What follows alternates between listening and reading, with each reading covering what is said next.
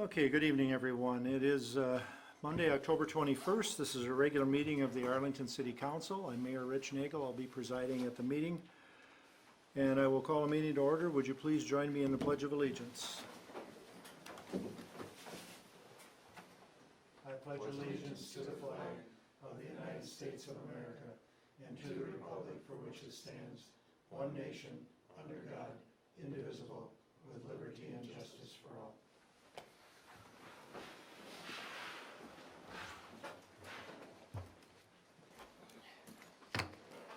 All right, again, welcome everyone. We will start the meeting with roll call. Councilmember Cowell. Here. Councilmember Gilman. Here. Councilmember Morgan. Here. Councilmember Hattlestead. Here. 4 members present. Councilmember Batcher is not able to attend this evening. Also at the table on my left is City Administrator Pat Melvin. On my right, City Attorney Ross Arneson. We have some guests in the audience this evening. Brett Nelson, a health educator with Meeker, McLeod, and Sibley Community Health Services. Janet Dino, resident and also planning and zoning member. Police Chief Pedersen, Lisa Passvogel, Amy Berger, Michael Kodrowski just walked in, and then last but certainly not least, the representative from the Enterprise, Kirk Mink. Okay, with that out of the way, there are a few changes in the agenda. Item 7D will be scratched. That will be sent out to council members when it's ready. This week. This week, okay, later this week, all right. Under unfinished business on page 2, item number 11 will be scratched. There are some additional testing needs to be done with some of the fire trucks. Anything else? That was I'm crossing the right. I think that maybe, you maybe have the notice agenda, it's number 13 on there. Okay, number 13, I'm sorry, I have a different version.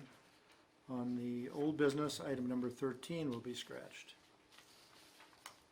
So this is the one I want to follow. Alrighty.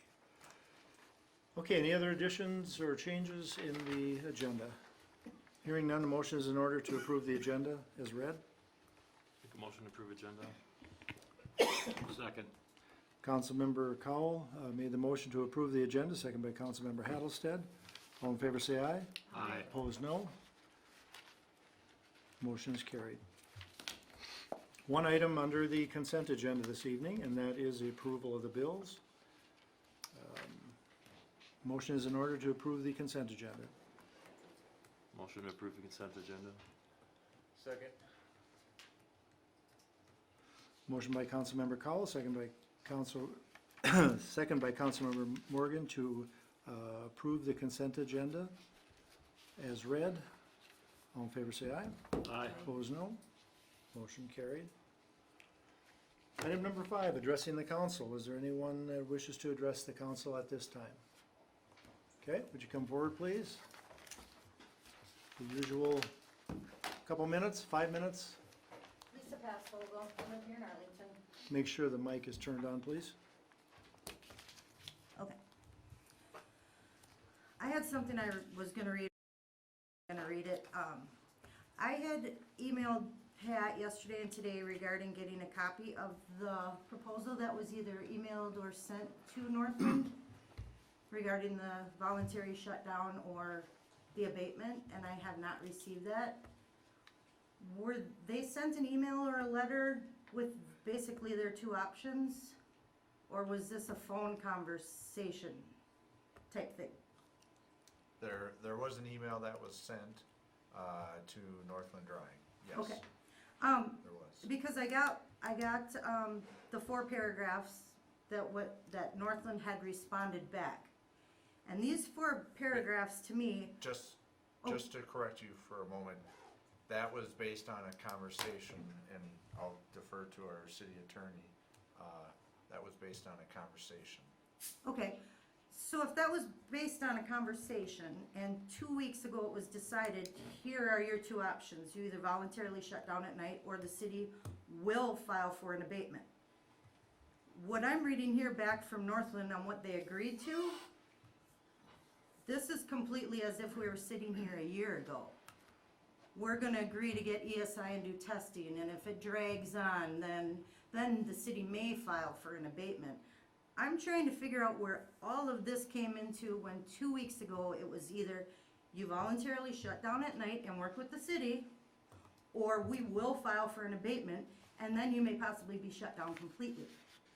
I mean, I get they're shutting down the financial issue and everything like that, but my job, I have to drive clients around. If I went out and got a DWI and lost my license, I wouldn't be able to have a job. That would cause me a financial issue. So, do I just go drive without a license because I need money and go against the law? Because that's pretty much what Northland is doing. They continue to go against the law and think they can do whatever they want. I'm just trying to figure out where they would come back with this when it was supposed to be, here's your two options. Okay, that will be talked about in item number 12, update on Northland drying. So thank you for your input. Is there anyone else?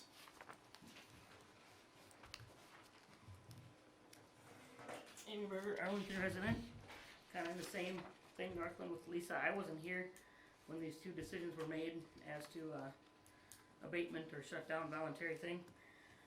So I guess my first question with all of this is we had the EDA meeting the other day about the hemp heaven and how many jobs that's going to bring to town, and how the EDA and the council is so hardcore wanting to put all these jobs in town.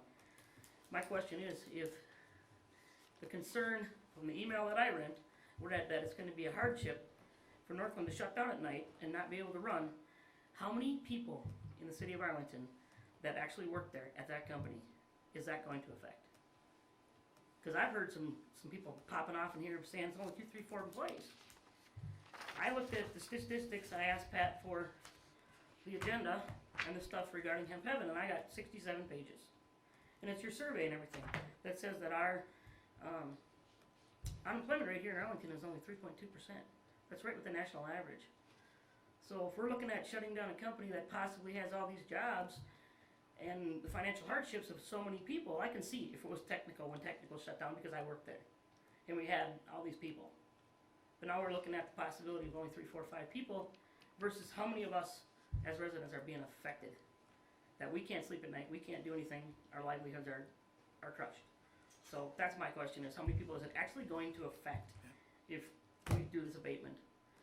When it looks like the city council and the 4-paragraph thing that I seen looks like it's a hardship, a financial hardship, and that's why we want to give them another year. Because we all know ESI in Northland, it's going to take a year. And I'm not willing to go another year. So that's all I want to say with Northland. The other thing I discussed with Pat today was I would ask the council to post the meeting agendas on the Facebook page. I know Amy Newsom is going to be taking that over. Pat and I talked about it for a few minutes today. My understanding is you guys post this in the agenda here, in here. You post it at the post office and you post it at the library. I drive truck for a living. By the time I get back at night, I don't have access to any of those buildings to get it.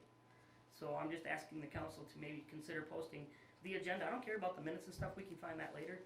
But we have a phenomenal Facebook page that keeps everybody up to date. If we could put that agenda on that Facebook page, when you post that at the same time, it's going to keep a lot more of us in the loop. And we're not having to call Pat, we're not having to call Laura, or Vicky, or anybody else. We're not taking your guys' time to, I know you had to call me back today and you were in a meeting, and I appreciate all the phone calls back and forth, but I think if we just made it that simple, put the agenda on the Facebook page. Okay. Is our agenda on the city website? Do we post it there? Yes, yeah, it goes To out some on extent, Friday. sometimes it's, Janet looked at for it today and it wasn't there when I called, because I thought this meeting tonight was a special meeting. I didn't realize it was because we're coming to so many meetings, so many, I don't know how you guys keep track, because we can't. So I just think that having to go to that extra website, where if you guys put it on the city, on the Okay. Facebook page, Yeah. it's gonna come through my news feed, just like everything else does. All the events that you guys got going on in Arlington come through my news feed every day, and it's great, because I know what's going on here and I can attend the things that I wanna go to. So I just think it would be a lot easier and something for you guys to think about, to just simply put that on there also. Okay, thanks, Amy. We And have then- been having challenges recently. Yeah, oh, I know, you're in the Staff. middle of the things. And the other question I have, I guess gets directed to you, Mr. Mayor. Is there any possibility of moving Northland up higher on the agenda tonight so that those of us that are all here, which you're gonna see are pretty much your entire audience, don't have to sit through everything? Okay, I think that can be done. I just asked that. With the because then we don't have permission to of the sit through- council, of course. I can't. So, I have no problem with it. We can Okay. move it up to the next Move it up, topic. that's if we want. okay, Once let's everybody take care of a addresses that, few- If we can do that, that would be great. a few housekeeping order, things in order, and then we will do that. Thank you, guys. Oh, Janet? Janet Dino, Arlington. What they said, legalities, the whole bit, I'm speaking from the heart. This noise has got to stop. My ears are ringing, I've been to the doctor many times. It's the constant humming. And we even have a fan on in our room, and it's above the fan right now. I'm just speaking from a personal, this has got to stop. I know there was 2 options given, and the whole legalities, for my own personal, it's driving me crazy. Last night I was up till 2, 3 o'clock in the morning because of the hum. And how can anybody function on that amount of sleep? And I'm not the only one, trust me. It's crazy. And if that's something you wanna look at, the well-being of the citizens of Arlington, I suggest you do that. Because sleep is important, and it's making me one crabby person. Because I'm sure everybody else is, but that noise has got to stop, and it's got to stop soon. That's all I'm gonna have to Okay. say. Thanks, Janet. Anyone else? Yes, About Northland Drying. please state your name. My name is Janelle Kellerman. Okay. So about Northland Drying, Pat and I and Nathan met last year and we discussed this when it all began. Because at first I couldn't figure out what that noise was, and I thought we had airplanes overhead, we had something, because it was such a horrific noise. And then Pat came over and said that we would take care of it as soon as possible, and I remember him asking if we could relocate our bedroom, and I said no, because I'd rather not do that. Now when I think back, if I would have done that, we'd be here a year later and I'd still be displaced in my own house, which is ridiculous. And nothing against you, Pat, I just mean in general, like, that's insane that we've been working on this for a year. We had our patio furniture out this summer. Not once did we sit outside because either it was too loud, and when we had company, they're like, I can't hear you. I mean, it was like at a rock concert, and we were in our own backyard, which is pretty ridiculous.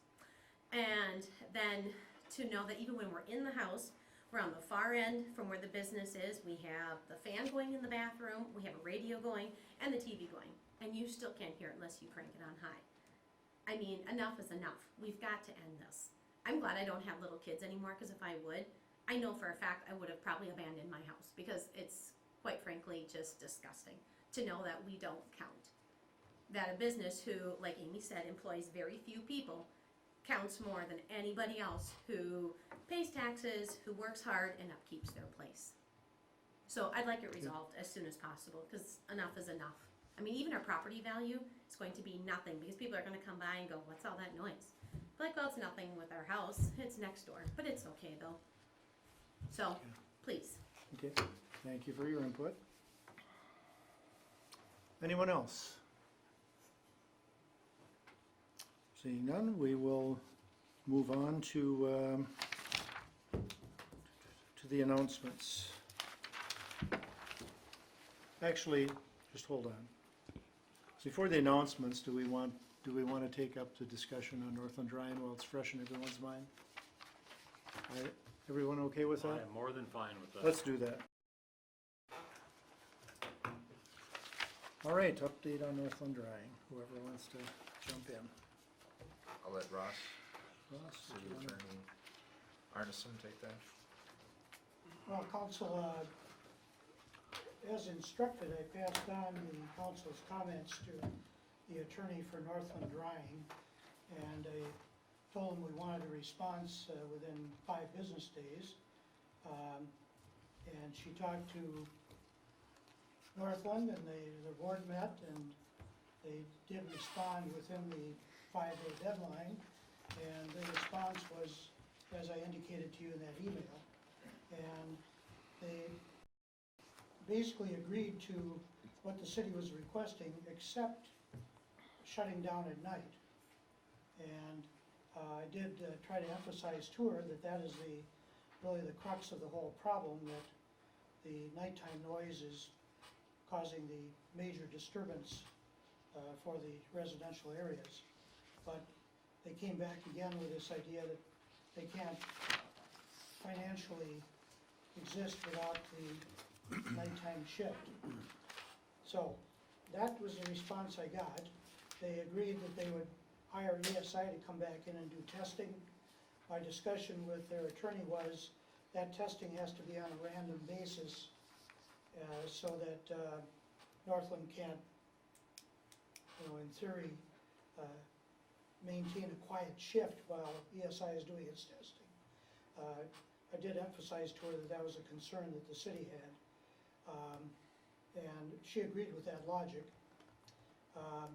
And that once ESI had done its testing and coordinated with city staff, because city staff is very familiar with the situation, in particular our city administrator and our police chief, that they would coordinate ESI's visits with discussions with city staff to get their input as to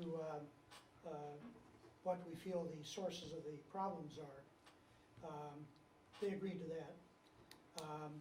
And that ESI was going to be tasked not only with testing, but with making recommendations as to how the problems could be addressed.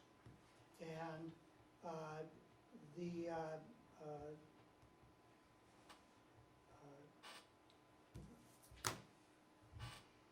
one issue here is the time frame. They, of course, said, well, we don't know what ESI's schedule is. And I explained to them that, well, if this is going to drag on for whatever reason, the city may take the abatement action. So I made them aware of that and emphasized it. And they really want to avoid that step, of course. So I said, well, contact ESI right away and find out what kind of time frame we're looking at for all of this.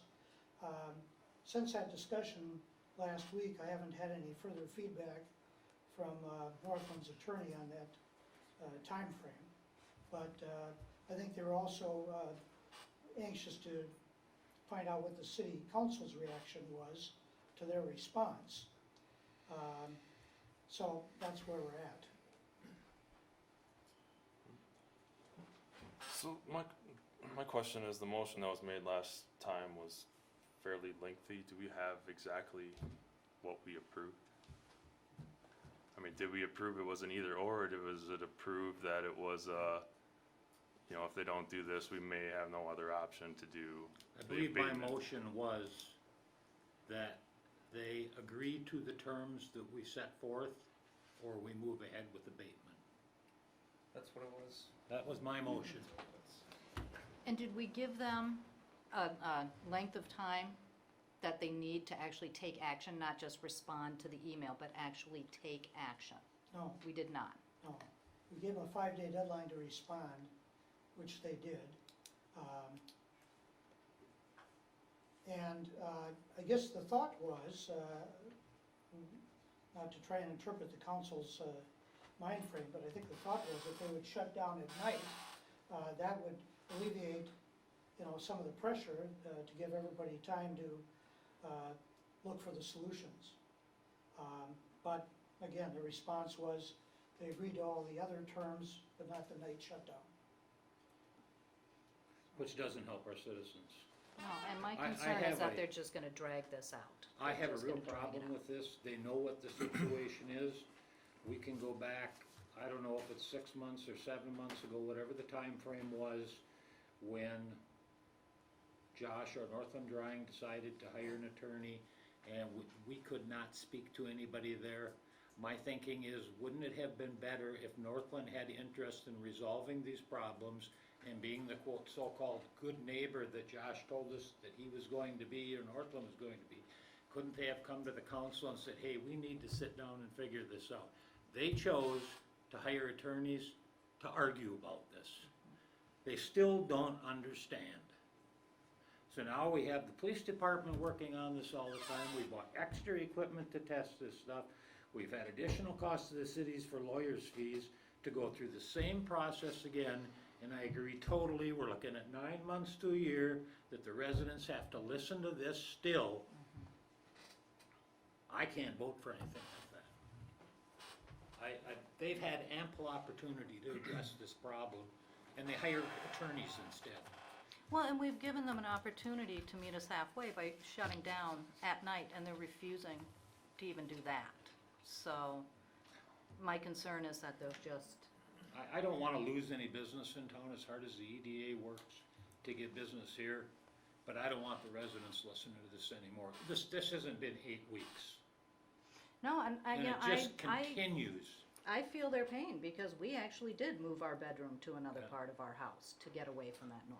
I So- have one question, and then maybe the chief can answer that. Chief, in the last 2 months, 3 months, 4 months, has the noise numbers gotten better or worse? If I may. Can you come up? Sure, so yeah, that- please, please.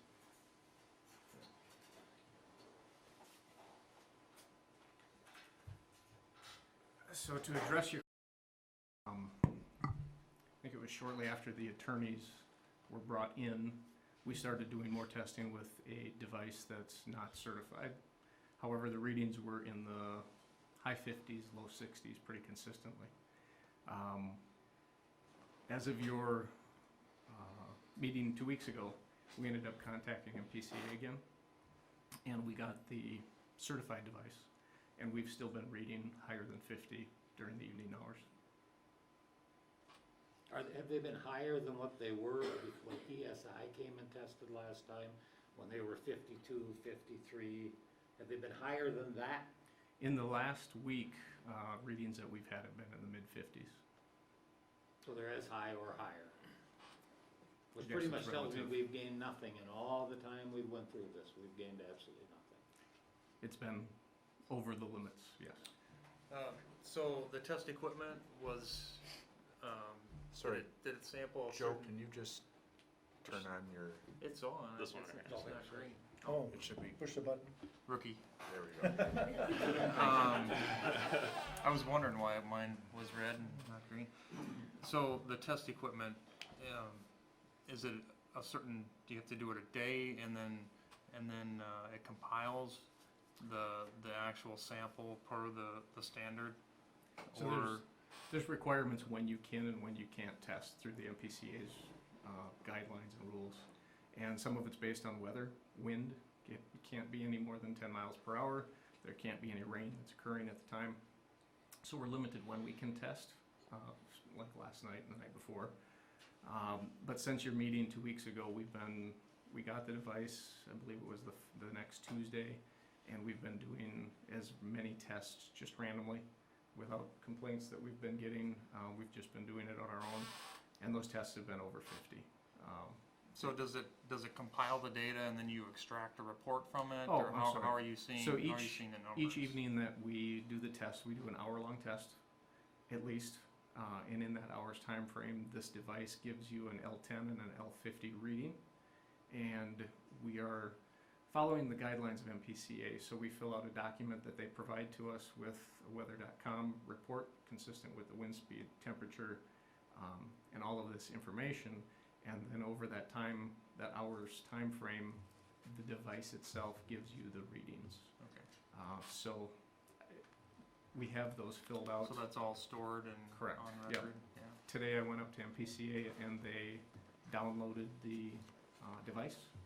So there was, I believe, 5 different files, and they will now review those, and then we're looking at speaking with them for some assistance on enforcement as well.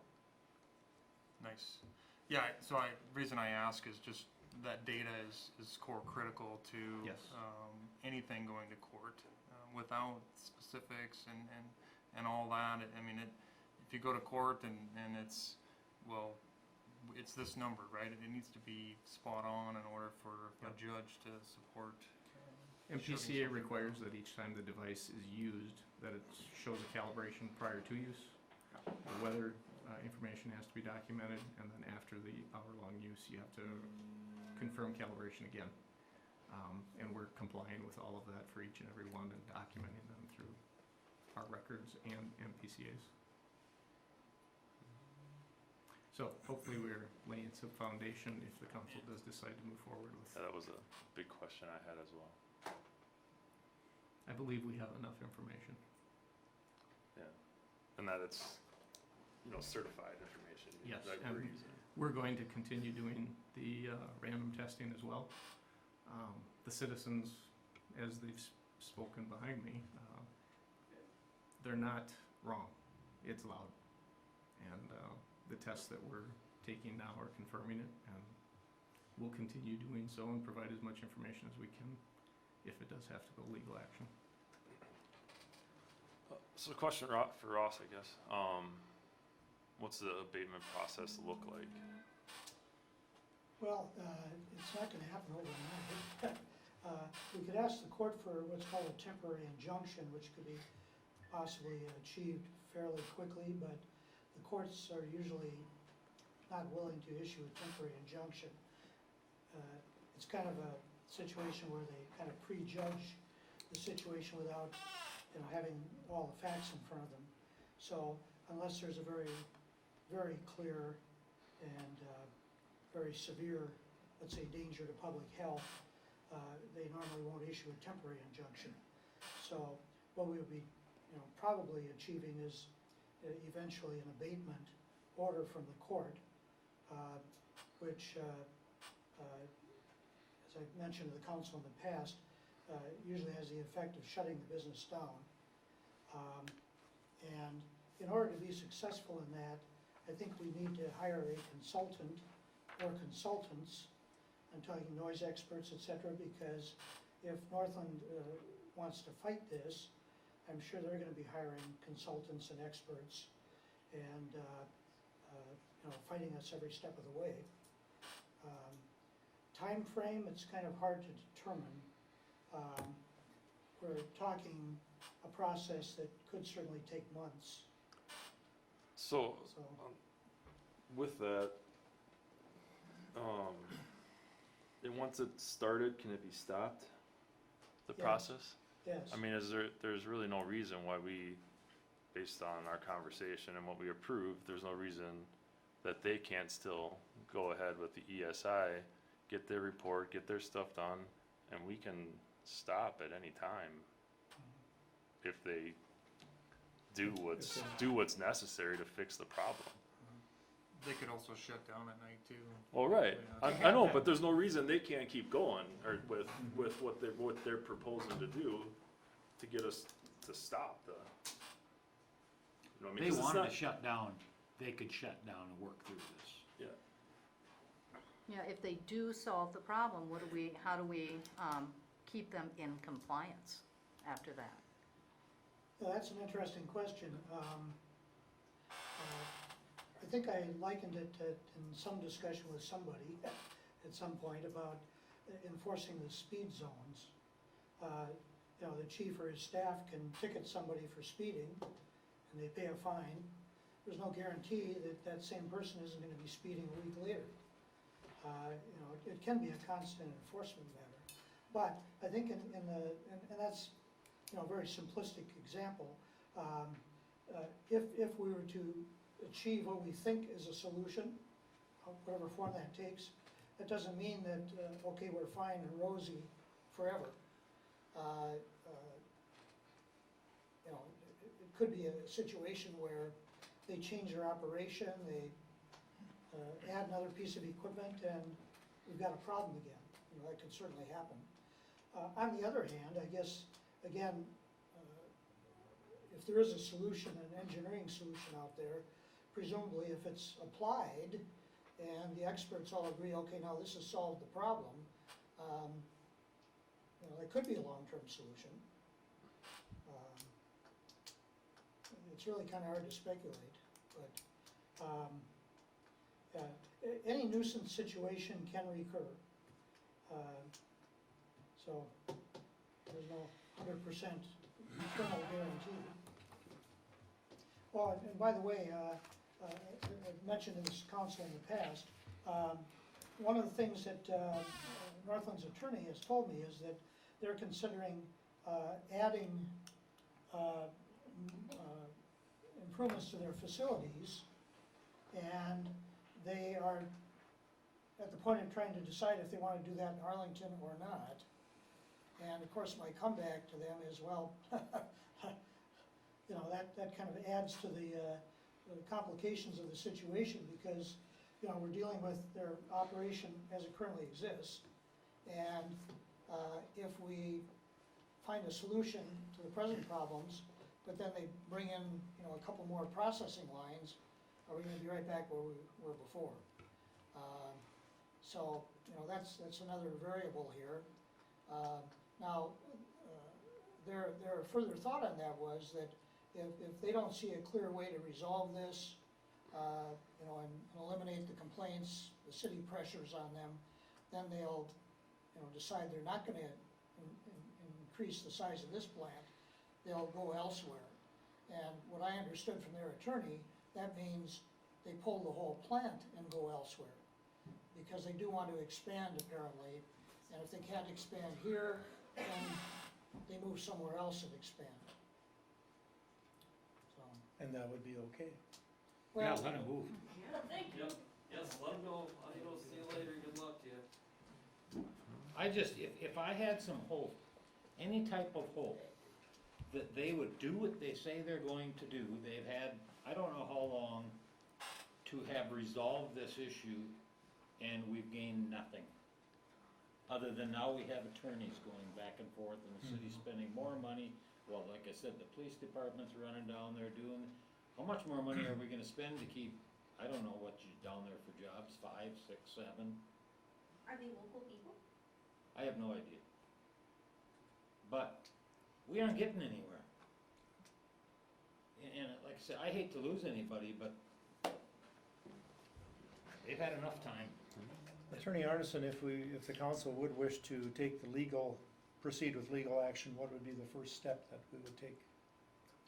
well, I think the first step is to, you know, depending on what the council's instructions are, for me to report back to their attorney on what the council's present position is. At this point, you know, I've passed on to them what the council wanted. They've now responded, and if their response isn't adequate in the council's view, the next step is for me to tell them that. And I guess that's the first point at which they can decide to shut down at night after all. If I, you know, tell them that, well, you know, that last point's not acceptable, so the council's now gonna be looking at abatement. I think the paper will do that, from what I saw. Right, well, but I have an obligation, I guess, Yeah. ethically to, you know, report back to their attorney. Yeah, I mean, so I guess it goes back to my first question, is what we approved last week, because if we approved the either or, then we're at where we're at. I mean, I don't know if there's anything really to do, I would agree. you know, but, I mean, I still would think the offer would still stand. Is that, I mean, cause that's what we approved. If all of a sudden we said, you know, this is what we're gonna do because you didn't agree to that, okay, we'll agree to that. I mean, Could we, if we voted tonight to go the route of abatement, and of course there's no guarantees with that, could we include in that motion, and I hate even going to, that we would give them 10 days, and I think I know what the answer is, but just trying to work with it, we'll give you 10 days to change your mind, or we are moving through with it. Or are we wasting our time, we just moved? No, we already did that, so we gave them 5 days to shut down at night. They've chosen not to. It's been 2 weeks. They had, what was it, what was the other number of days, 7 days for the abatement or something, but, yeah, I would probably just move forward with the abatement and maybe even try to do the emergency one under some of the health concerns that we're hearing from the residents. and see if it's able to stop. The fact that we've got a certified test and that's gonna back the case, I would, my feeling is that the only reason that they proposed everything but the nighttime was because, you know, it's an odds on, you go to court, you may win, you may not. And it's, from what I'm hearing, I'm feeling a little better about it. Initially, I was very concerned of what it would look like if you go to court and you lose. And then it becomes a no holds bar, they can do what they want. Well, that's not exactly correct. It's kind of a two-way street. And our earlier discussion was there's no guarantee that if we get an abatement order and they, you know, respond to it, that, you know, they're going to be on good behavior forever. You know, there can always be backsliding or change of operation. Or whatever. On the other hand, if we go into court and seek an abatement and we lose the first time, there's nothing that stops the city from going back into court again, as long as we have new ammunition, okay? Legally speaking, if we, you know, go into court again with the same facts that we used the first time, they could block that saying, well, the court's looked at those facts already and made its decision, you know, so then the court wouldn't review it again. But it'd be kind of a sequence where, let's say we go with an abatement request, the court decides we don't have enough to get the abatement. What we do is we withdraw, we do more testing, maybe bring in more experts, whatever, build up new facts, we can go back into court for a second shot. And we can actually keep doing that. It's not like, let's say, you know, I'm sure you've all seen this on TV, that's where most people get their legal information, rightly or wrongly, but, you know, double jeopardy. If you're charged with a serious crime and you go through a trial and are found not guilty, you can't be tried for that again. But, you know, keeping in mind it was one crime and one trial, and then it's resolved. A nuisance situation is ongoing, and you know, we certainly had lower level nuisance cases in town, you know, some of the problem properties where, you know, we warned them, we've issued citations, they paid a fine, a year later, same problem again, so we charge them again. And so with nuisances, it's always an ongoing stream. And we can keep jumping back in that stream. No, it is, but I guess. Necessary. But you don't, you know, that's, you know, utilizing a lot of city time and resources, so I would agree that we want to give it our best shot the first time around. And that's why I think, going back to the mayor's question, if I get back to them and say, well, you know, the city gave you this proposal, you agreed to everything except the nighttime shutdown, so the city's gonna move forward with abatement. I tell her that, and, you know, we don't have to give them any further time frame, I guess, based on what our discussions have been with them. You know, just proceed. But then the next step, I think, would be to get a noise expert or experts. And there was a guy, I still have his name and number, but I'm not sure if he's retired. But when we were having issues regarding the racetrack in town, the League of Cities put me in touch with this guy. He's a professor, and he's considered or was considered the lead noise expert in Minnesota, and did testify in a lot of cases. So I guess I could start off, you know, seeing if he's still around, or if not, get other recommendations from the league.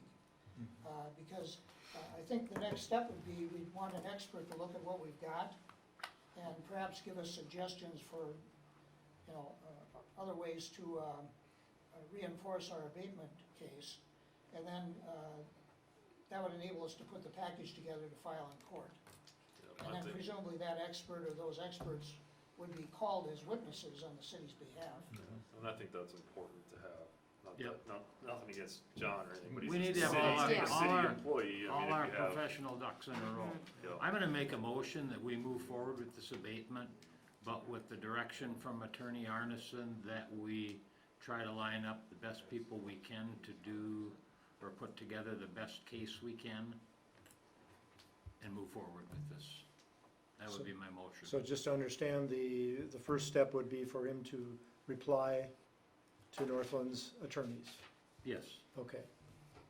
And I guess- And if they don't agree to shut down at night, then we move forward. That was my question. I mean, they're gonna have to play ball. And that's not days, that's like, we tell them the notice and then we're working on it. I mean, their choices to shut down at night or just continue it moving. If we wait for them So- to come back, I guess if I they come think back they're and say working. that they are gonna agree to shut down at night, well, then I guess we need to discuss it again. And also find out what the time frame is. Right. But, of course, if they're shutting down at night, and that does create some economic pressure on their operation, that should presumably also speed up their response and everything else. Getting ESI in there, getting the testing done, finding engineering solutions, if there are any. And by the way, I think everybody has presumed all along that, well, there's an engineering solution out there. There may not be. There may not be, you know, I mean, they've got equipment, they've got a type of operation, and unless the whole thing is wrapped up in some kind of gigantic marshmallow, you know, maybe there's no way to have this kind of operation fall within the noise guidelines. Okay, everyone has heard the motion. I guess the only other question I would have was, do we establish some timelines here? In For other them to words, respond? For them to respond? Give them 48 hours. I don't know that they need to respond. They just shut down at night if they wanna Yeah. continue running. But I don't want them to say, well, we'll decide in a month from now. Yeah, at our That's next my board fear. meeting or Yeah, I mean, whatever. it's gonna show, folks are gonna let us know Okay. if it's down. If that's the case, then when do we take our next step, if we hear nothing back from them? If With- they, what I was gonna propose, sorry it's a little Go ahead. late, but like a committee, where you're actually working with them. So if they were to shut down at night and say, we're gonna take this serious, forming a committee, I would personally volunteer myself, if that's what it took, to work with them through this.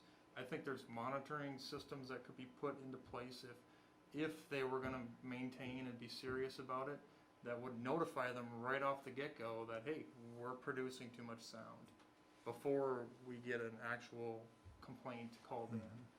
They're doing something different in their production run that allowed them to get the passing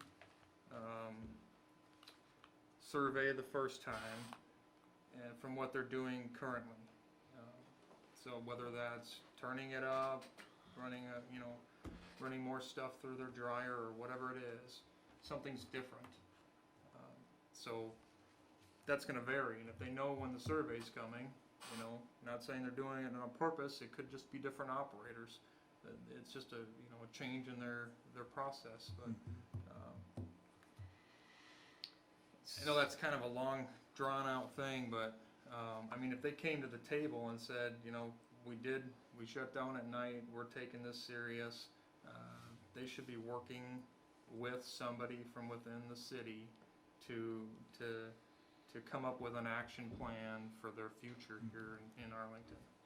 Not just, we're a business, we're gonna do our thing.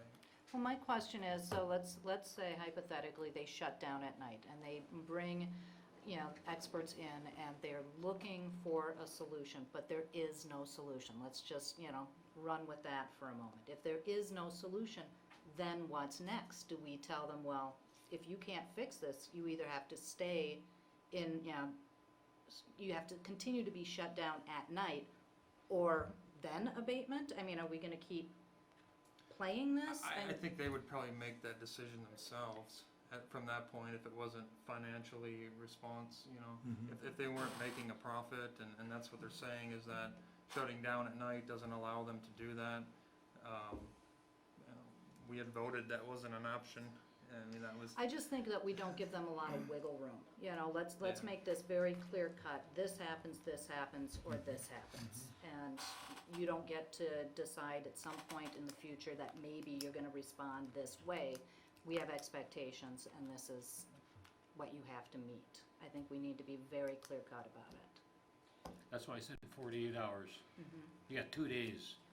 Uh, If I'm owning the business and someone gives me that, I need to make a decision about the fate of my business.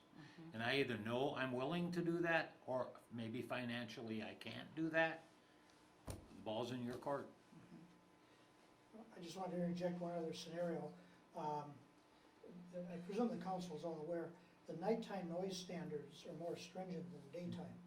So one other scenario that could play out is that they make some fixes so that they can stay under the higher daytime limit, but then not operate at night, if they can't get to the lower nighttime limits. Now, of course, they've continued to say, well, it's not economically feasible for them.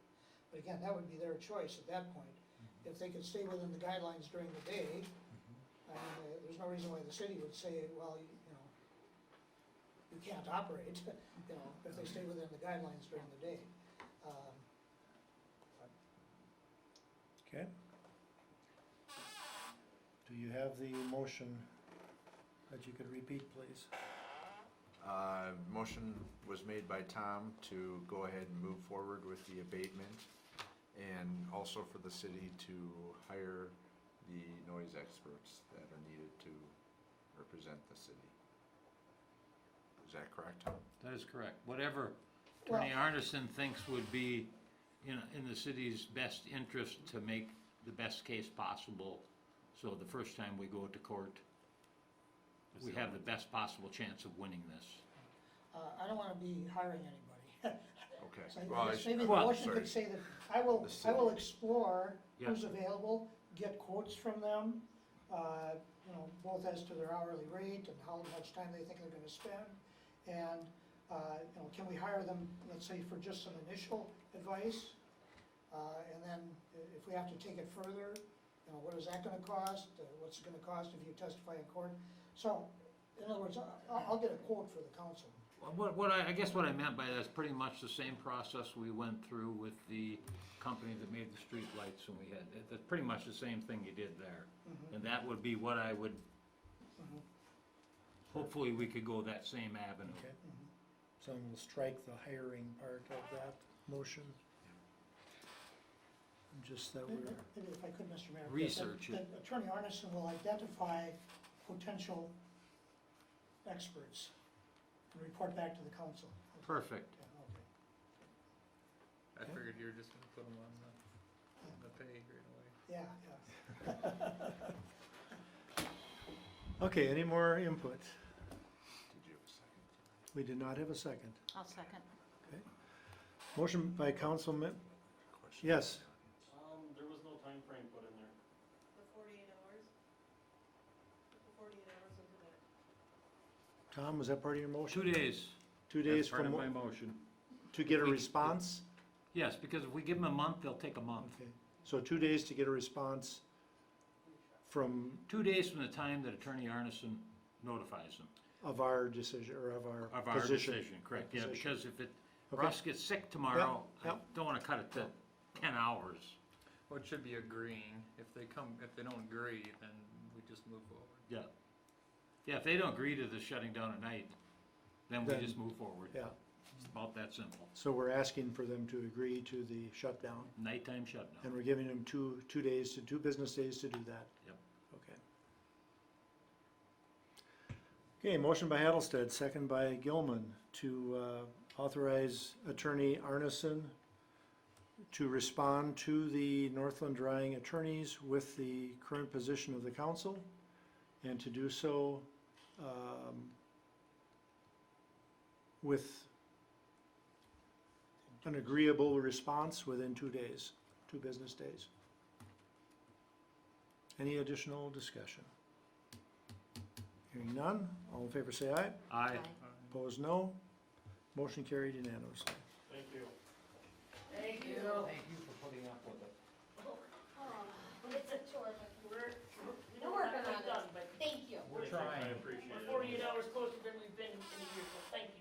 Appreciate it. Have a great night. Thanks. Thank I you. do have a quick question.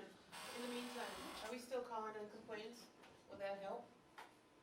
So like tomorrow morning, if it's horrible, we should still be filing a complaint. Certainly can't tell you not to, it's up to you, We're I gonna guess. be doing daily tests in Man, the so you guys daytime and the evening. So, Should o'clock in the we morning. still be filing a complaint though? I would say resident complaints are gonna come into big play when it goes to court if you have. I don't mind at all. She just laughed at us when we go. Mhm. Thank you, guys. Thank you. Okay, move along, I think we're gonna flip the two items, we'll flip communications up, into item 6 and then move announcements after that, if that's okay, can we do that? That way we'll get to our guest and his presentation. Okay, item, under communication, item 7, I should say, we'll take that first. The vaping epidemic, T21, Brett Nelson, health educator with Community Health Services. Welcome, Brett. Good evening.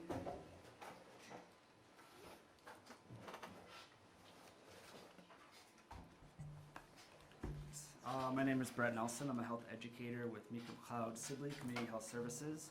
I'm grant funded through the Minnesota Department of Health.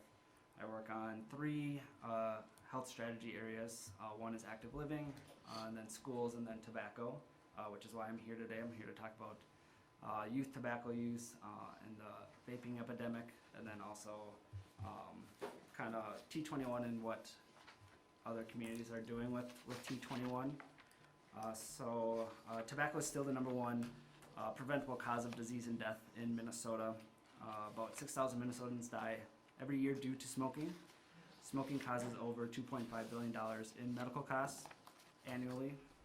Over 100,000 Minnesota youth are projected to die from smoking, and then 13.8% of the state's population still smoke, which is actually at a historic low, which is good. But tobacco still kills more Minnesotans than alcohol, homicides, car accidents, AIDS, illegal drugs, and suicide combined. With adult smoking rates being at a historic low, youth tobacco use has increased for the first time in 17 years, and it continues to increase. The Minnesota Department of Health has declared the dramatic increase in teen vaping as an epidemic, and I'm sure other places have called it an epidemic. So vaping has been in the news a lot lately. I'm sure everyone is aware of that. I just want to quickly address the term vaping and vape. So it technically shouldn't even be called vaping or vape because it's actually not a vapor that comes out of these e-cigarette products. It's actually an aerosol. So it's kind of a misleading term that these e-cigarette companies are using to make it seem like it's just harmless water vapor when it's not harmless water vapor. It actually should be called electronic delivery device or electronic nicotine delivery device or e-cigarette. They try to remove the e-cigarette term because it's too closely related to cigarettes, and everyone kind of looks at cigarettes in a negative light. And there are over 460 brands of e-cigarettes.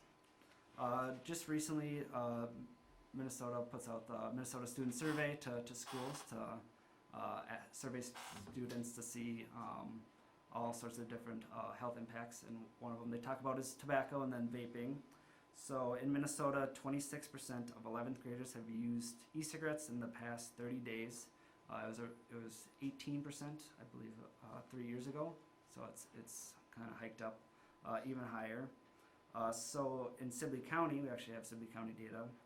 33% of 11th grade males and 29% of 11th grade females have used e-cigarettes in the past 30 days. So it's higher than the state average, and it's pretty common in rural areas for tobacco and e-cigarette initiation to start at a younger age.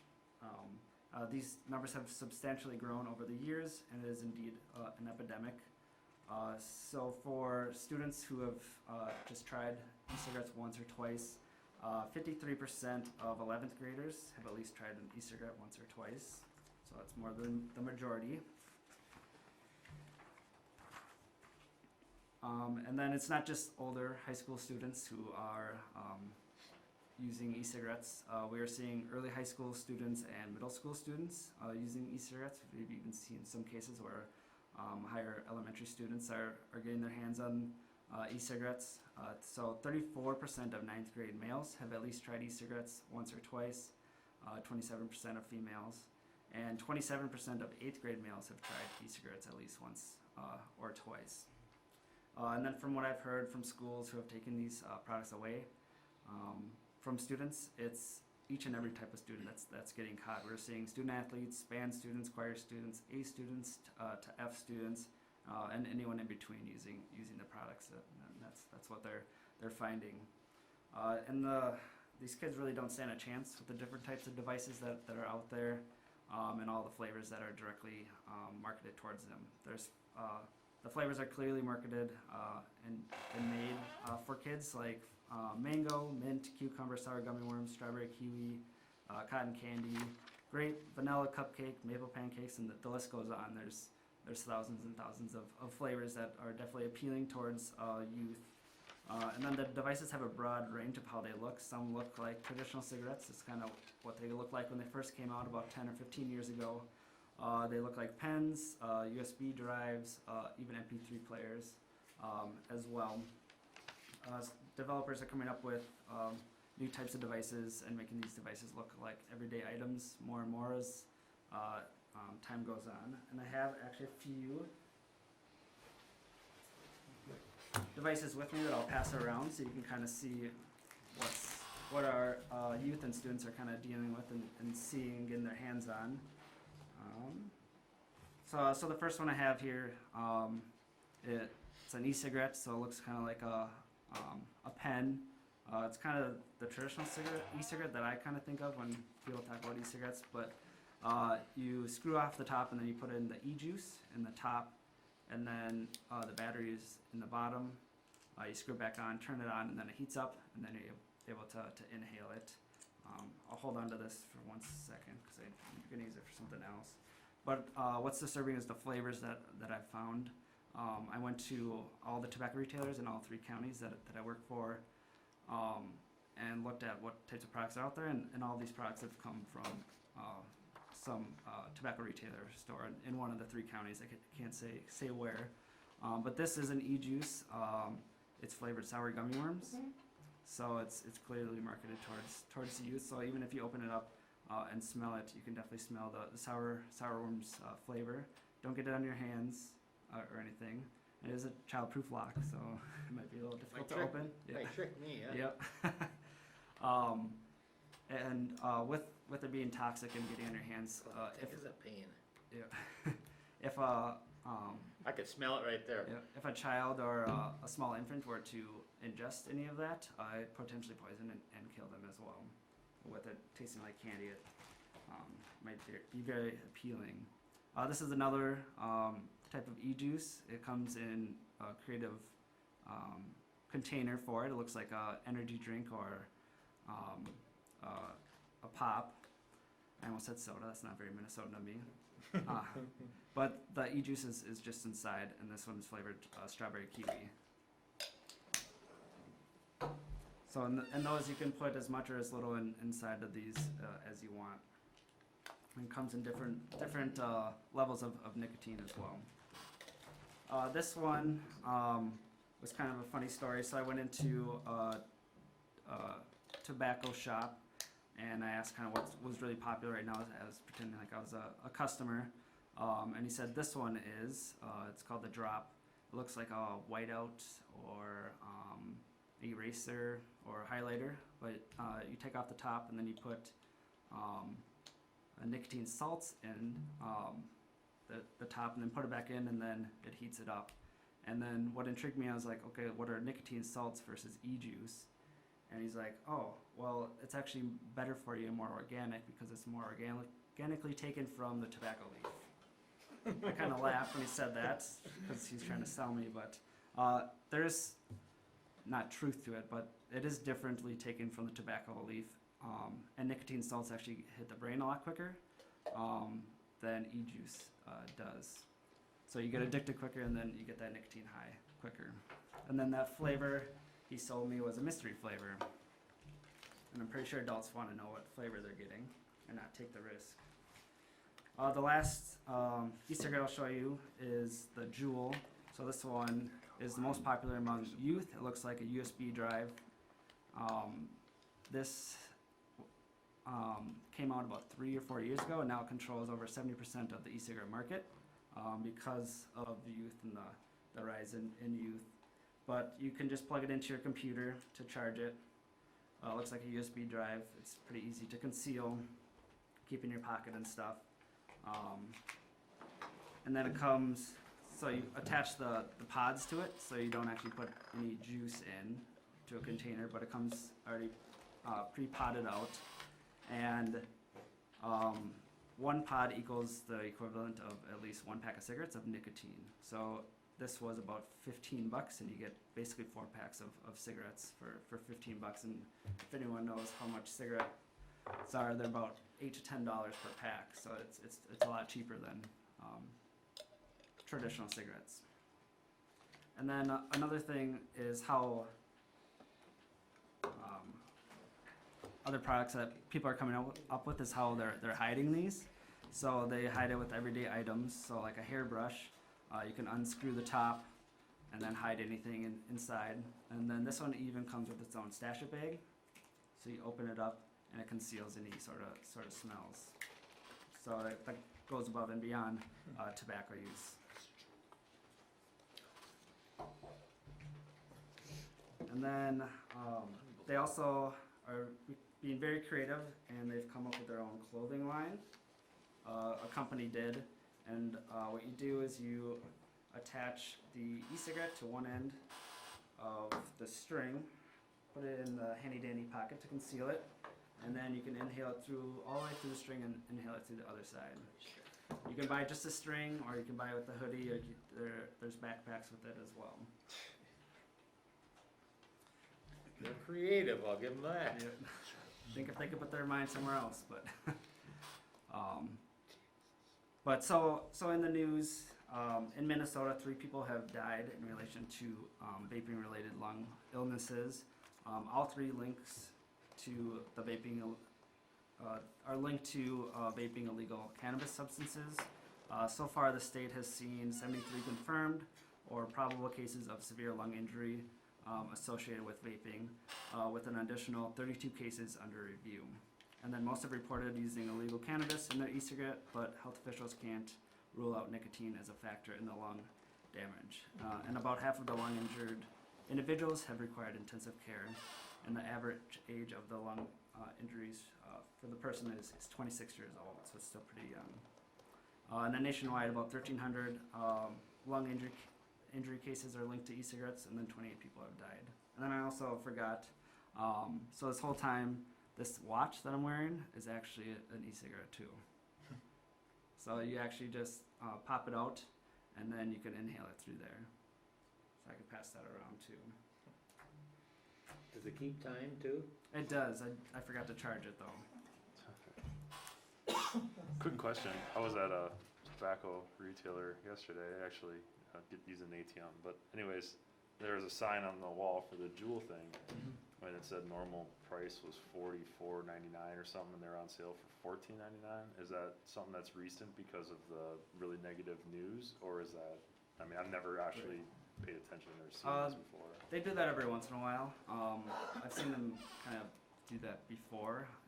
Before they brought it down to $19.99, and that was for a starter kit. So you get the device and then a pack of pods with it. And then, so it's original $45, and it's on sale. I've seen it all over for $14.99. Then they got you hooked, and then they got you. Yep. Yeah. Then the prices go up. Yep, prices go up, and then just for the pods are $14. But so you're getting the device plus pods for the price of what you just get for pods. Can you tell us how many stores in Sibley County sells a product like this? Not mentioning names, but just how many do we have within Sibley County? It depends because so I did all the retailers audits, so I have to go off of memory right now.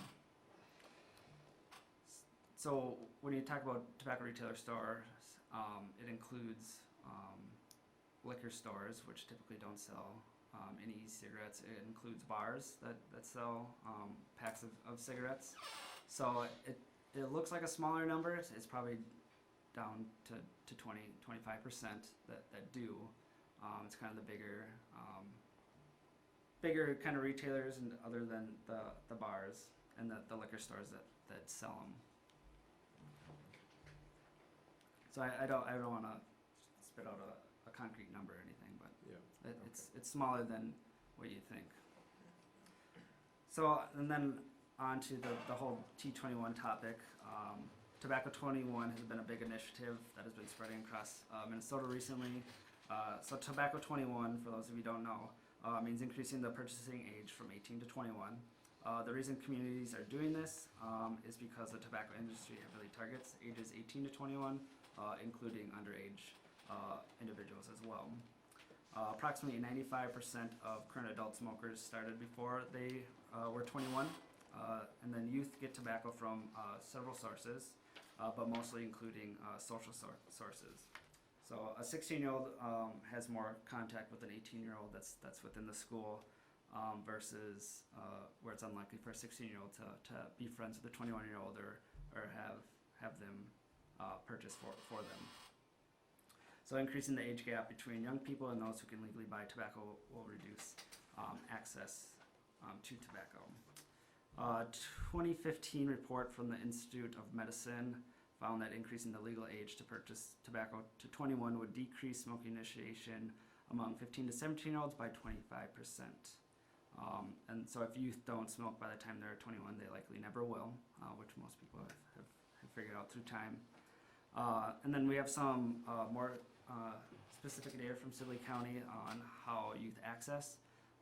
So a lot of people are thinking that kids are getting their e-cigarettes online, which isn't necessarily the case, but it definitely is possible. So through the survey, 13% of 11th grade males and 11% of 11th grade females say they have gotten their e-cigarettes from the internet. And then where they are getting it, so about 70% of 11th graders claim they got their e-cigarettes from friends. And then these friends are typically 18-year-olds that are still in school. And then Walmart and Walgreens have gone T21, and then I think just last week Cub Foods announced that they're no longer selling e-cigarette products. So in Minnesota, there's 53 Minnesota cities or counties that have gone T21. I think St. Paul just became the 53rd last week. And then T21 isn't a fix-all policy change, but it is heavily researched and proven to help decrease youth tobacco use. In addition, there are other policy options to consider when trying to decrease tobacco and nicotine users from starting in the first place. One might be restricting or prohibiting the sale of flavored tobacco products, restricting or prohibiting the sale of e-cigarette products, reducing or restricting the number, location density, and types of retailers, increasing product costs through non-tax approaches, minimum age for clerks to sell tobacco. Some locations allow 16-year-olds to still sell, and then most are 18. Stricter penalties for tobacco retailers, so suspensions or higher fines if caught selling to minors, and then higher tobacco retailer license fees. And then with so many communities becoming T21, the state hopefully will most likely pass T21 along the lines, but we don't know exactly when or if, but you can kind of see the trend going that way. It's definitely important for local communities to be looking at enforcing a strong tobacco ordinance, especially with the potential for marijuana to be legalized. This may open up tobacco shops to incorporate and sell marijuana in their establishments. So tobacco shops might become vape shops, tobacco shops, plus marijuana shops, potentially. So a tobacco vape marijuana shop in a small town could definitely have a very large impact on a community. And so this is a very important time to take a look at current ordinance or adopt a new ordinance to make sure there are no loopholes for the tobacco industry or any other type of substance industry to exploit. I know that was a lot of information. I know I'll be giving a presentation that's an hour long here at the community center for Arlington residents on November 21st at 7 o'clock. If anyone would like to know any more information on that, I definitely go into more detail about the effects of e-cigarettes and all that, and other types of tobacco products. I know I'm going to a training in a couple of weeks. There's a training in Mankato offered by the Public Health Law Center on October 30th. This training is for city and county attorneys and other interested parties to learn just more about policy work and tobacco ordinance work, and how to draft a good tobacco ordinance. So I can provide that information if anyone would be interested in that. It's free, and I believe you can still sign up for it. Does anyone have any questions? I know there's a lot. If we were to adopt this T21 program, would we have to adopt another ordinance stating to stop the sale of opening up head shops or whatever, or would that be all included in that T21? I mean, if we adopt Right. this, I'm assuming a business could still sell this product in town. Right. So we yeah. also need to adopt an ordinance to stop that, to keep any business coming here, or any a liquor store that doesn't sell it, to stop. Because once they got it, our ordinance probably can't back it up. Right, yeah, T21 is just a part of an ordinance, but you'd have to do an all-encompassing ordinance to make sure that doesn't happen. So Tom, are you saying, having an ordinance saying that the products cannot be sold at all to anyone in town, or just under 21? Under 21 kids? Mm-hmm. Brett, is there any correlation between hemp growing operations and vaping? I mean, when a hemp business comes to town, do they typically open up a shop then and start? Is I that believe so. tied together?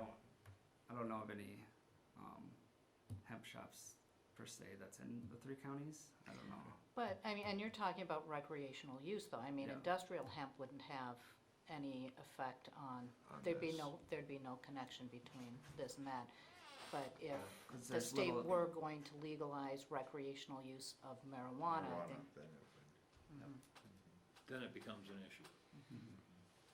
If I could just interject, so Brett has been a part of the Partners in Prevention, call it the PIP group. Sarah is actively attending the meetings, and I jump in once in a while with them. And when Brent put this presentation on, the last part that he covered there was one of the things that caught my attention more so than anything. And as we're talking about the potential for CBD oils to be sold over the counter, you know, we can talk about head shops, we can talk about pipe shops. All of these pipes, glassware, they're used for drug paraphernalia, but they're sold clean. And as long as there's no drugs in them when they're clean, they can be kind of concealed under the umbrella of a tobacco pipe. So when these shops open up, it obviously draws in a crowd of people that are either personal users or active hardcore users, and they just want to get their stuff. And then they're shopping around, and then they're meeting each other, and it's a congregational location for people. You know, is it necessarily the worst people of the world? No, I don't think that's the case either. However, it does draw a certain clientele of people to town. So one of the things that I had looked at on this was if there was any potential of putting a order in place that would allow us to all just kind of sit back and look at this. If we have a company coming in that's going to be producing CBD oil, correct me if I'm wrong, but I believe portions of that CBD oil could somehow probably be injected in some of these devices as well, and you know, the use could be abused as well. So if we have a factory producing these things here, I just think it's going to be the next step that Arlington might see somebody coming in and sliding the business plan underneath the rug, and we have a active head shop in town. So this was one of the reasons with those, then you've got young kids walking by, they're seeing everything in the front window, it entices them to look even more, it's right available underneath their nose, and here we go, we're spinning this whole thing again. So, it was one of the reasons I asked Brent to come in and kind of let us all know what the trends are. We've seen e-cigarettes, I think the staff at the school is seeing them weekly. We've issued a few tickets already on possession in the school property. There's schools around the state, around the country that are putting in sensors in their bathrooms because it's such a common thing that kids are going into the bathroom to hide, and once they do their aerosol exhale, there's a sensor in the ceiling that will actually alert the school, and they can come back and they can then check the cameras outside those bathrooms and see who's coming and going, pull them in, they're searching them and finding all kinds of stuff on them. So, yeah, that's what we have to look forward to with technology. So I appreciate the time you guys took just to listen, and I think there is some other information that Pat was talking about with is that on the agenda yet to the moratorium? Yeah, it's Yep. later on. So, Temporary ordinance. Or interim ordinance, I should say. Okay, any other questions for Brett? Brett, you look familiar. Are you tied to the local area, or were you at one time? You were not? Nope, I grew up in Chaska. Oh, okay. All right. Okay, Thank you very thank much. you very much. informative.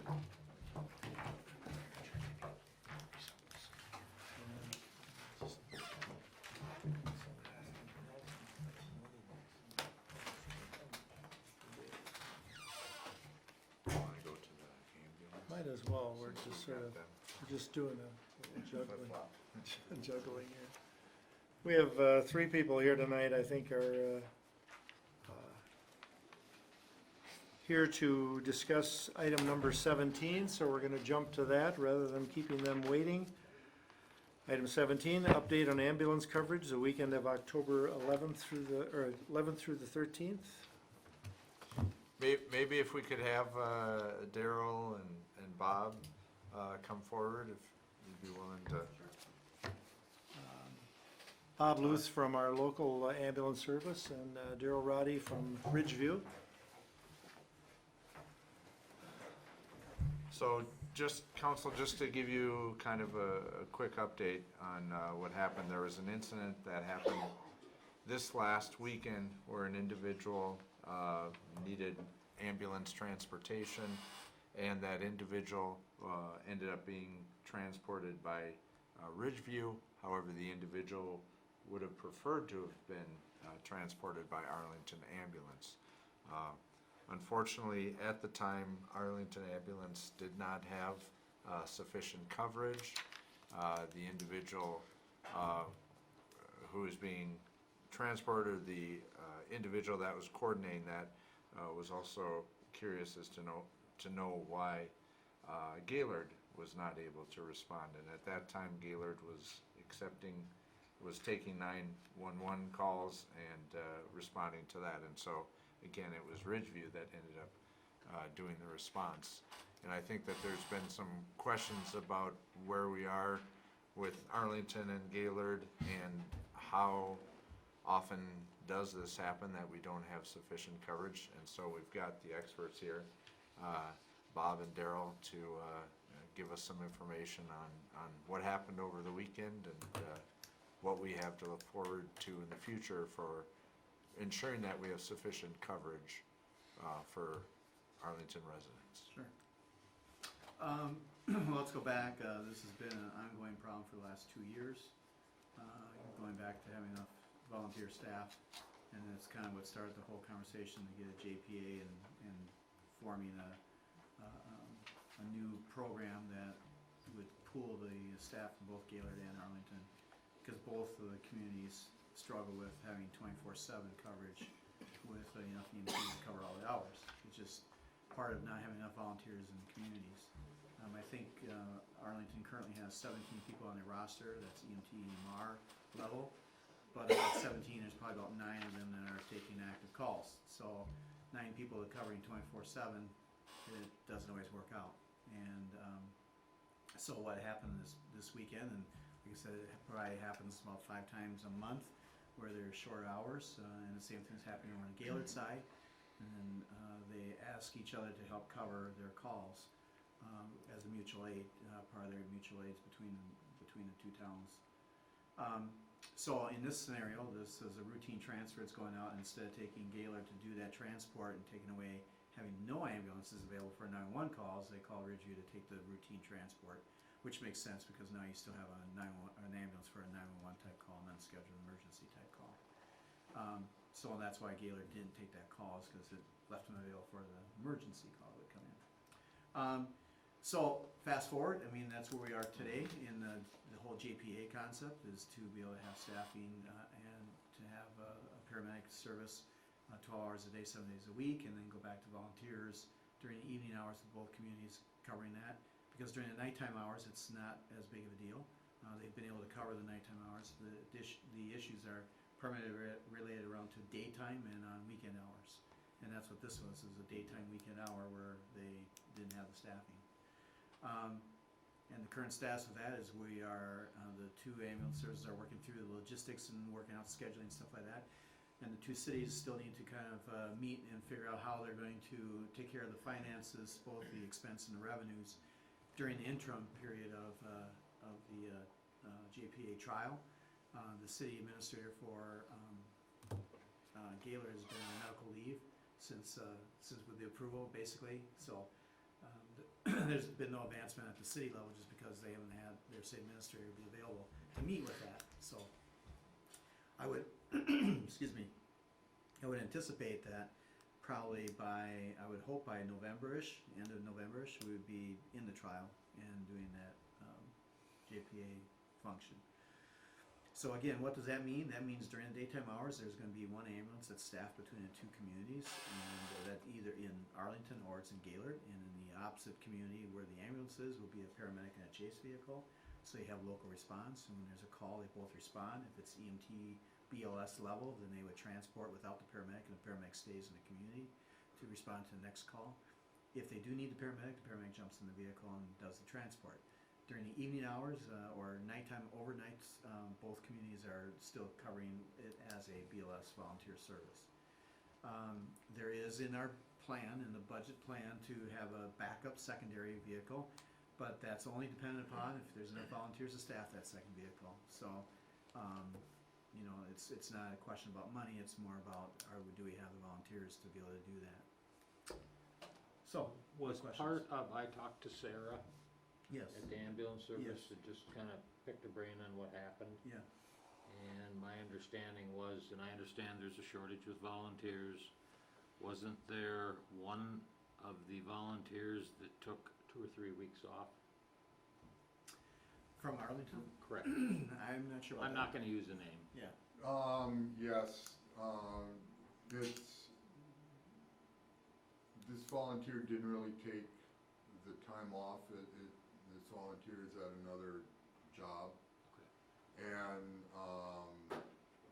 in the past had taken quite a bit of day and night calls, so when that happened, you know, it left a gaping hole. Created an even bigger shortage. Yeah, an even bigger shortage, and so, you know, it was kind of a mental health thing also for, you know, to kind of recharge your batteries, which, like I say, this is basically a personnel.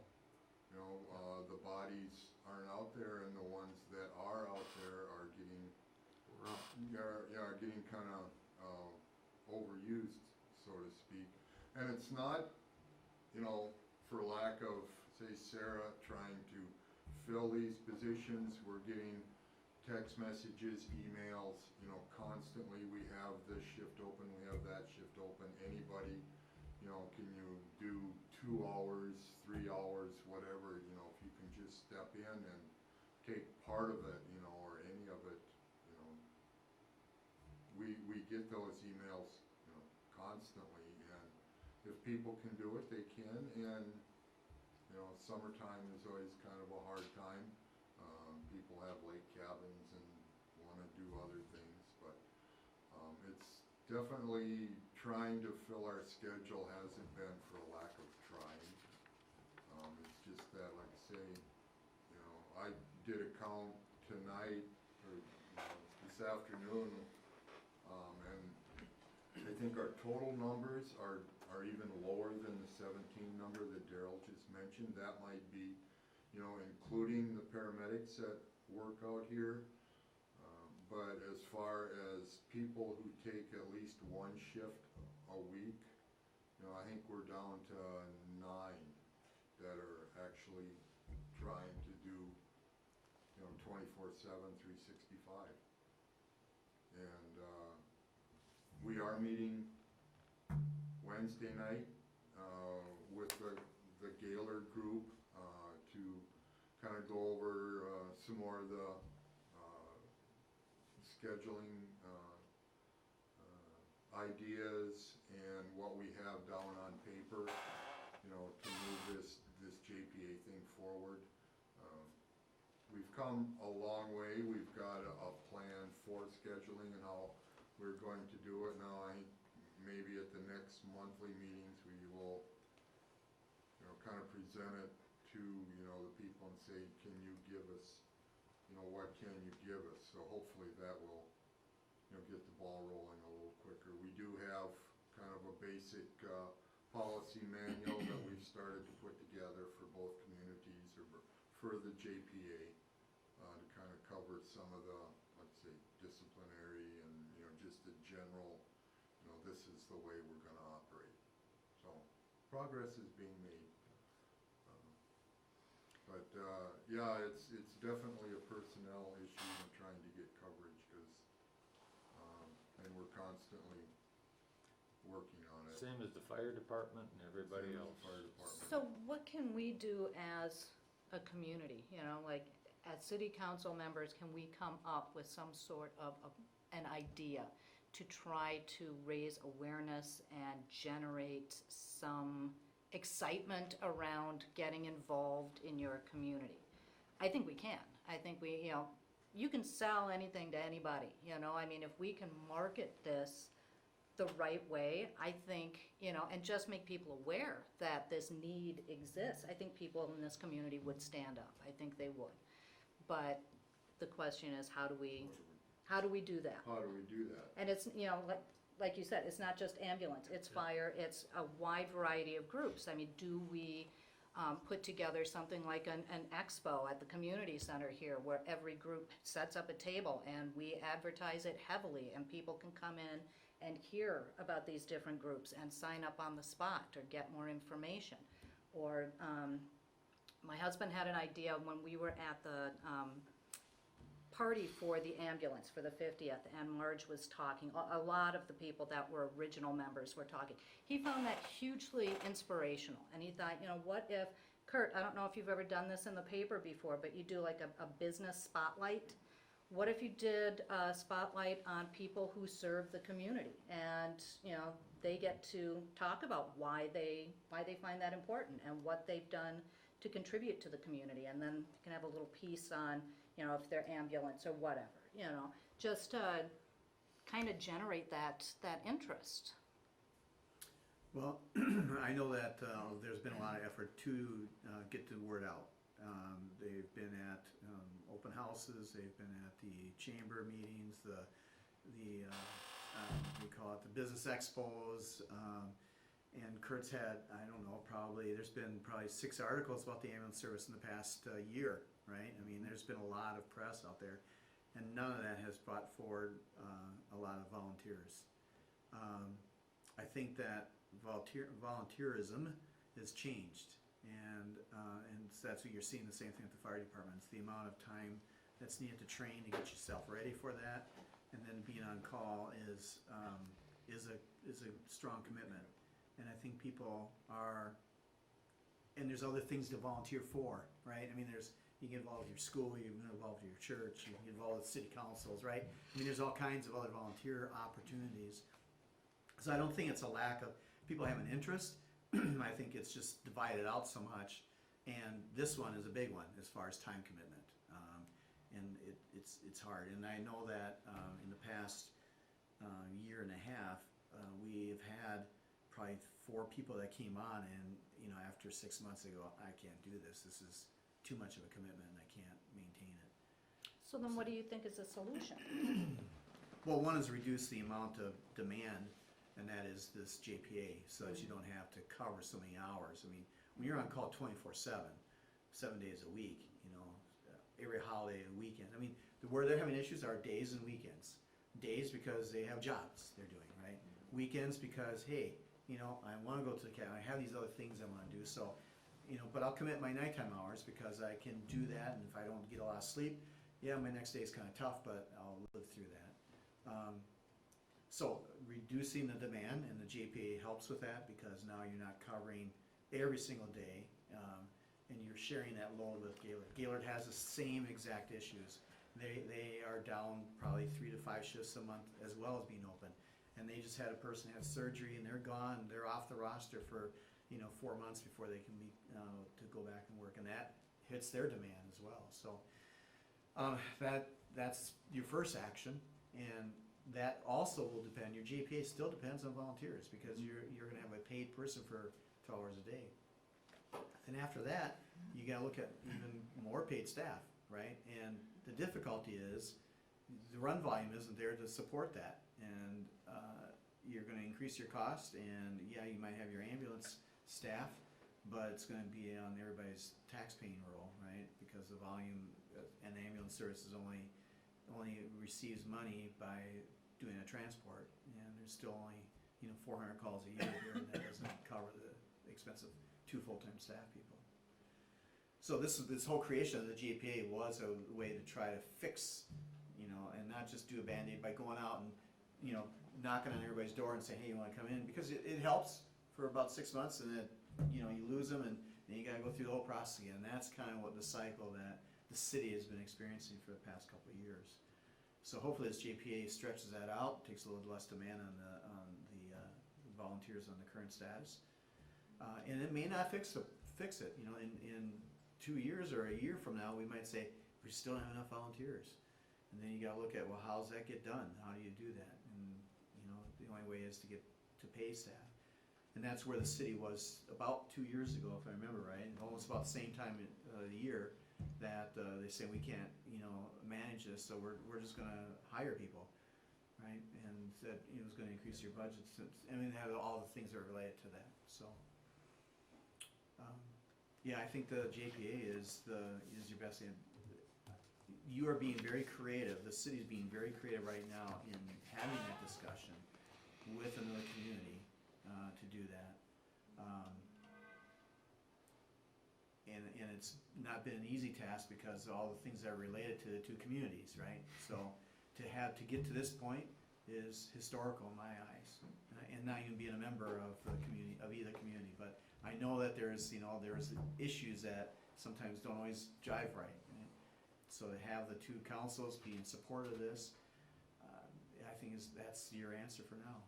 And we just got to keep moving it. We got to keep moving forward. And the longer we delay, the less support you're going to have, and the volunteers are going to say, well, we're not moving anywhere, and I'm still having to cover 7 days a week, Well, we haven't really had enough time in this JPA or the trial period at this point to even really see any potential benefits. That's correct. Because we just haven't had time to put it together. No, we haven't- And I'm not saying it's the perfect answer, it should make things better, but it's gonna take more than a few weeks to do this. I think everybody that was at those meetings understands that.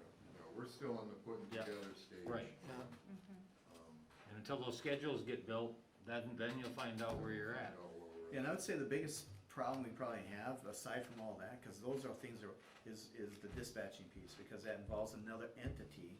Now we're talking with the county, right? And the county controls that, how and what they want to do, and this is it's gonna stress them a little bit, because it's not just putting, where's that ambulance coming from? What group are they paging? And what about that backup page? So we have to have that meeting with the county, and we might need some support from our law enforcement friends to help, encourage the dispatch center that this is something they need to make this work. So we'll be calling him to help with that as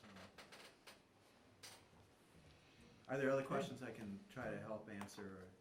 Is there any difference in, I don't know, philosophy or equipment on ambulances when you compare Arlington to Gaylord to Ridgeview? I mean, you know, Well, Ridgeview's ALS, so everything Yeah. is, ALS level. And here you're part-time, so part-time ALS. philosophies, no, it's just that you're always gonna have ALS with a Ridgeview vehicle. Equipment, yeah, there's, we probably have a few more bells and whistles in our rigs, just cause, that's all full-time ALS. But, they have, both vehicles have, I wouldn't say vehicles, both services have, top-of-the-line monitors, they have top-of-the-line CPR machines, top-of-the-line stretchers. They have all those basic functions that an ambulance service needs, so I would say, no, there's not a different philosophy per se. Thank you.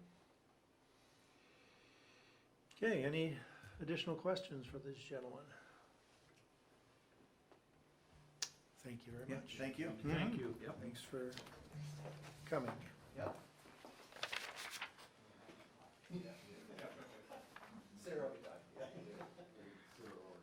All right, we're skipping around. I'm gonna try to be careful here and not forget anything, but let me know we're on communications and, choose Arlington survey. Kurt Mink, item B, communications. I will keep this quick, because I know it's been a long meeting so far. Our Choose Arlington group, we conducted a survey in September. We're hoping for 100 responses. We got 168. If you go back for your housing survey, you had 100. So we were pretty excited to have 168. And I won't go through all the questions. I presented at the EDA. I had it in the paper. I wanted to wait till after the council meeting, but there's no meetings last week. I needed to fill the front page, so I had to put it in. So, and it's in your packet, so just urge you to really go through all the answers. The biggest thing, and this is coming off the heels of the discussion earlier, but 84% of the people that responded want new businesses and jobs in town. I mean, everything everybody said, that's what they want. So, I know past discussions from EDA, which I found this really alarming. Over 6,000 people in Sibley County drive out of Sibley County every day for work. So it is important if we can keep jobs and add jobs. Few other interesting things. People want single-family housing. They want a variety of services. One big thing we kept seeing in the survey results, people want a variety of restaurants in town and fast food. They feel like they don't have that, so. Then just in conclusions, kind of my own personal, thoughts, good things are happening here in town. So I know there's some controversy with Northland Drying and stuff, but good things, the Scott Equipment expansion, I think 5 new businesses and technical, so good things are happening. So I just encourage you to really keep moving forward. So, I don't know if anybody has any questions about anything. We don't really have any money. We thought we had $800. That was taken away like in 3 seconds, so we have no money, but we're coming up with ideas and maybe a few fundraisers too. So, for the people that weren't present at the EDA meeting, we had our whole Choose Arlington group in here being supportive. So. And there's always the opportunity to help with setup in the community center there. That'll bring in some bucks. And we have brought that up too, so. Any questions about anything? No, you're doing a great job. Good things are happening. Don't get discouraged. We're even building new homes. Yeah, and 5 new homes too, so. It's a start. Yeah. Thank you. Thanks, Kurt. Thanks. Appreciate Thanks, it. Kurt. Okay, you're on. August and September building report. Okay. Included in your packet, council members, and I'll go through these quickly, recognizing the time, were 2 months of building permit records, looking at both September, August and September. If we look at August, we had a total of 17 permits that were pulled. Of those, the most significant was a $450,000 commercial new construction located right off of Highway 5. We also had some work on Main Street that was $35,000 valued. It was valued at $35,000, and coming in third place, we had a garage that was being added on East Main Street, which was $26,800. So things are going well, and we're very happy to have, especially that significant new construction, commercial construction that's coming in. So that was for August. Then taking a look at September, we again had a total of 17 permit fees. We were happy to have a remodel or addition that had a valuation of $200,000 on East Alden Street. We also had some windows that were installed on a property on Adams, and then a remodel job valued at $15,000 that was being done on Main Street for a total valuation of $318,525. Just a question on that remodel, so is that's an actual estimate of what the project's gonna cost, or? I was pretty surprised by that. Yeah. You mean the believe so. 200,000? I thought that was a very large number for Yeah. the location. Mm-hmm. I believe so. I will double check to ensure that's accurate. It but looks like Wasn't sure if that was, if the permit is a certain price up to this number, and that's why it was chosen to go there, if that's actually the feeling of the number. I will inquire and get back to you on that, Joe. So, Okay. Any questions on building report? Okay, hearing none, we will move back up then to announcements. council members, we have a few meetings left for the 2019 regional meetings. Again, they'll be talking about a variety of different topics, including how DEET is working to improve economic success in the region. Talk about how the city council can support mental health for our first responders. I'll also be talking about our legislative agenda. The meetings that we have left at this point, there's one October 30th in Spring Valley, and there's one November 14th in Minnetonka. If any council members are interested, please just let me know, and we'd be happy to get that scheduled.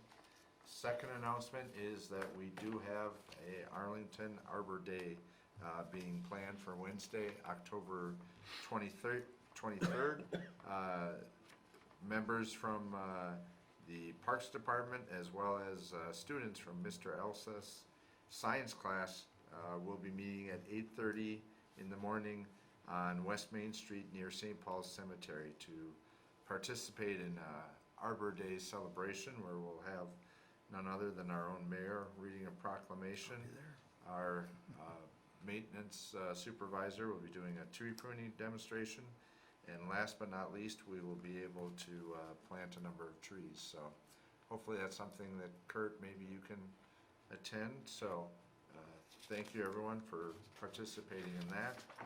The next item is the Arlington Fright Night, which will be on Thursday, October 31st.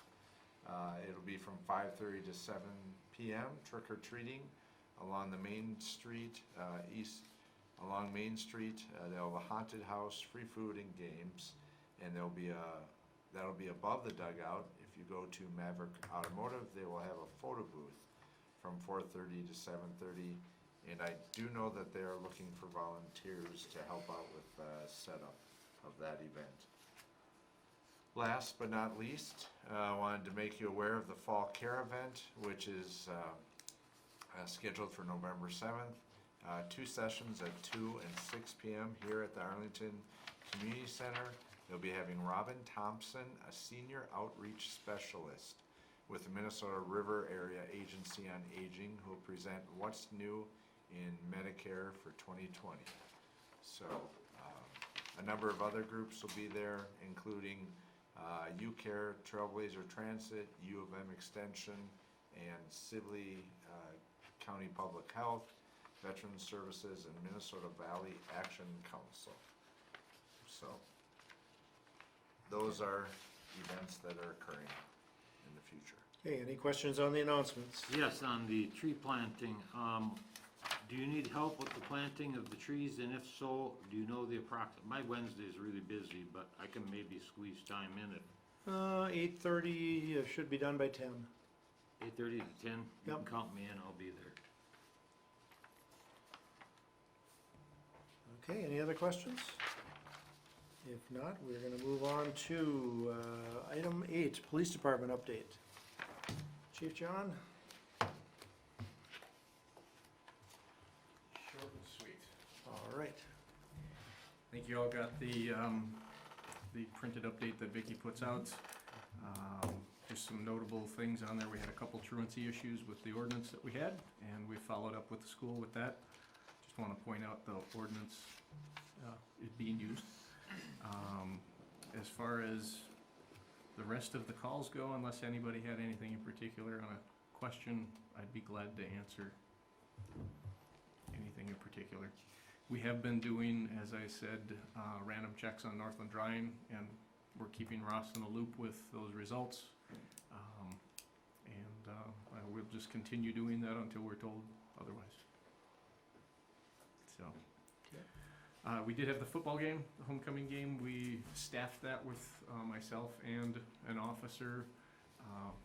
Just kind of preventative, precautionary thing. We had a report from a couple weeks before of some low-lit areas and some activity that the kids were doing and concerns from some parents. So Kirby, he came out and put up a light up on the southwest corner of the parking lot, which overlit the bathrooms and kind of an area that we had some troubles with. And that helped tremendously. So it's kind of funny. When it's dark, bad things happen. Light it up, they go away. So really don't have too much other things going on. We're looking at some phone systems. We're looking at some ID cards. All of us, including new council members, do not have name tag or nameplates and ID cards. So I was chatting with Pat a little bit about trying to find a logo of sorts. Fire department needs one. They have members that don't have any activity or any ID cards themselves. So we just what did I do with them? We just had some samples that we were putting together. This happens to be just the American flag with the thin blue line representing law enforcement. So the police, I think that's what we're gonna go with our badge in the top. I'll pass these around. Fire department, we thought kind of the same thing, only they have a red hatchet that's embedded in the back of theirs. There's no extra cost for anything. It's just kind of unique to the area. And then try to see what, if city or the ambulance crew, and all of them say City of Arlington across the top of them, and just kind of fancy things up a little bit. So. And those would be picture IDs then? And then they'd each have a photo ID in it. We're trying to figure out if FEMA has a requirement on the back of the card when you flip it over. There's a scan, and embedded in that scan code is typically just like one of those. A informational of different sorts. Some of it has to do with your blood type. Some of it has to do with your qualifications that you might have to do assistance in federal emergency situations. So we're trying to coordinate with that too. So that'd be it. So is our plan to change even the ones that Adam or I may, or whoever has one now, we would keep those, or we would go with all brand new ones? I guess it's gonna be up to kind of the group consensus of where we wanna go with that, and if you really like your older picture, I don't. I mean, mine works. Well, Yeah. yeah, I don't know a reason to Yeah. get a new one, unless No, there's something the one I got different. works fine. Yeah. Yeah, our main deal is Cause the new only employees. time you're ever gonna use it is for emergency purposes, more or less, right? Yeah, If there's a disaster or something, you have to identify yourself as a member of the city or Yep. whatever, right? So I don't, just something we were looking into. no, I think There's- everybody should have one. for There's sure. necessity for that identification side of it, and Yep. if the city staff up here wants to keep theirs, I guess, all the same, maybe we keep the same format that you've already got, and just utilize it the same. Okay, any questions for the chief? Thanks for your work on that, John.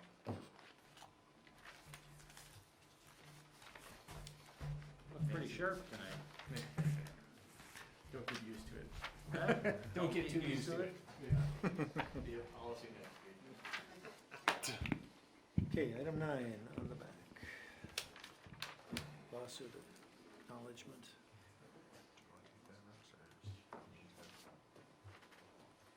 Well, council, the agenda item number 9, this is just to acknowledge that there was a claim filed by a couple of local citizens regarding an ambulance response, and that claim has been passed on to the League of Cities Insurance Trust, and they'll deal with it.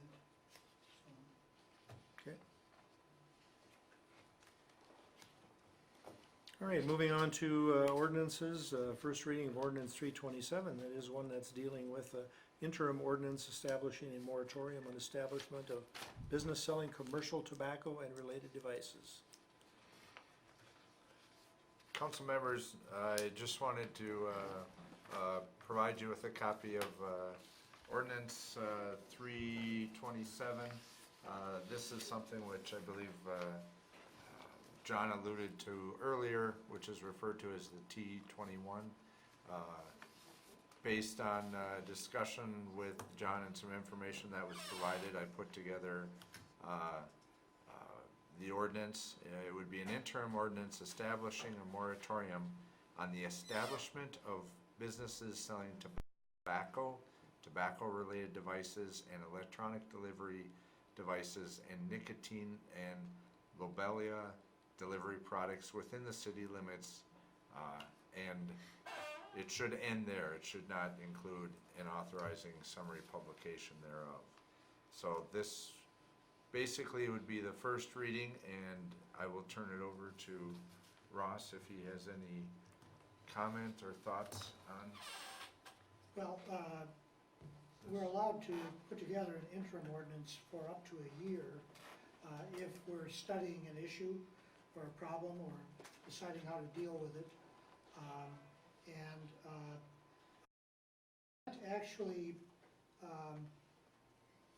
prohibit any otherwise legal business from locating anywhere in town.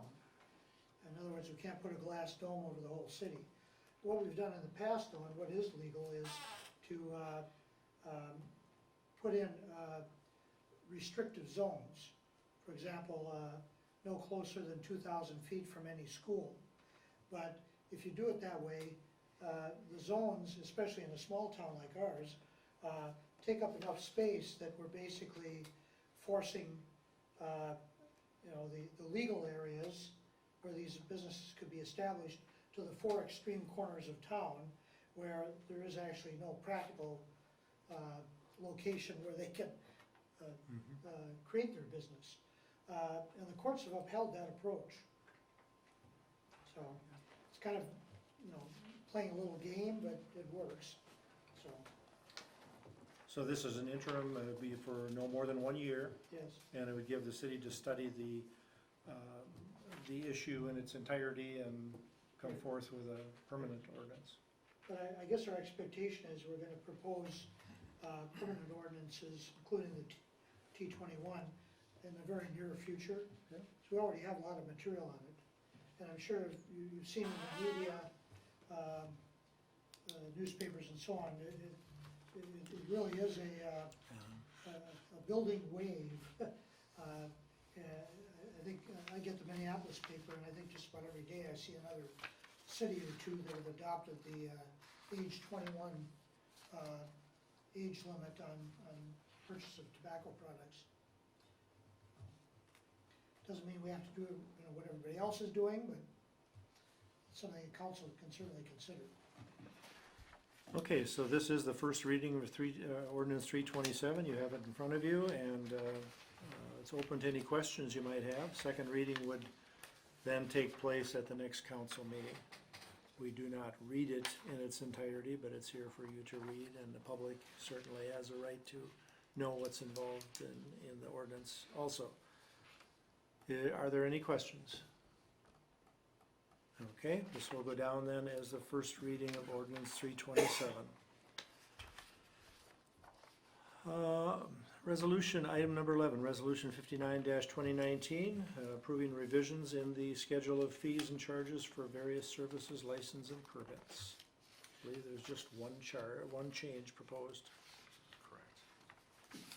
Council members, as you may recall from our last meeting, we had an update from the Community Center Committee, and one of the recommendations which you passed a motion in favor of was to modify the community center setup fee. Previously, the setup fee was $50 a room or $100 per event, and you authorized going forward to increase that to $100 a room or $200 per event. Part of that stems from the fact that we're finding a large number of people are choosing to have the city set up the room because the cost is so low, and we're having a difficult time finding people to do that. One of the things that we have tried is reaching out to the school to see if there are 4-H different clubs. We talked here tonight about Choose Arlington, different clubs like that who would be willing to come in and for a little while just simply set up a room, and then we would simply take that money, whether it be $100 or $200, and give that to the school, and then the school would cut the check to the organization or the group, which saves us a significant amount of time with not having to write out checks to different individuals. If the school can deal with it, it expedites things much more. So, looking for just your approval to go ahead and modify the fee schedule that the city has based on that vote that was taken earlier. I'll introduce resolution 59-2019, a resolution approving revisions to the 2019 schedule of fees and charges for various services, license, and permits. Is there a second? Second.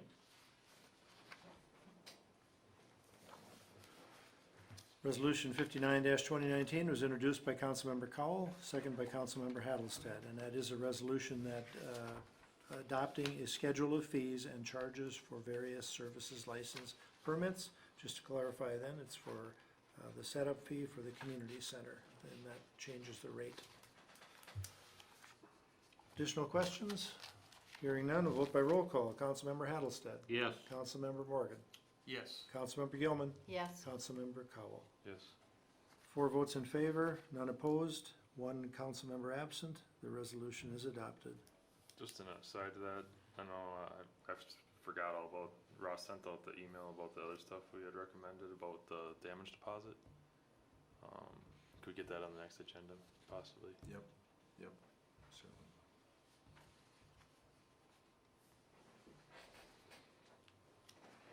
Okay.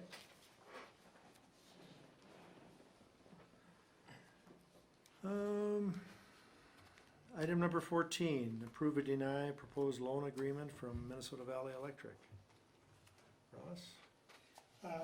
Well, Pat alerted me that we'd gotten some feedback from Minnesota Valley Electric. They were gonna accommodate the city with basically an interest-free loan over 10 years to fund the streetlight improvements. MVAC staff, though, determined that a lease, which is what their original proposal was, didn't work for them because of certain accounting rules. And so had a discussion with their attorney. What they're proposing instead is a bond, and they are not going to require the bond be rated. that saves money. And they will be the sole purchaser of the bond, so we don't have to market it, that saves money. Pat ran this by our financial advisor Shannon Sweeney, he saw no problems with it. The bond would be structured the same way as the lease would have been, no interest, and 10-year payback. I don't see it as really a significant change, it's really more of a technicality.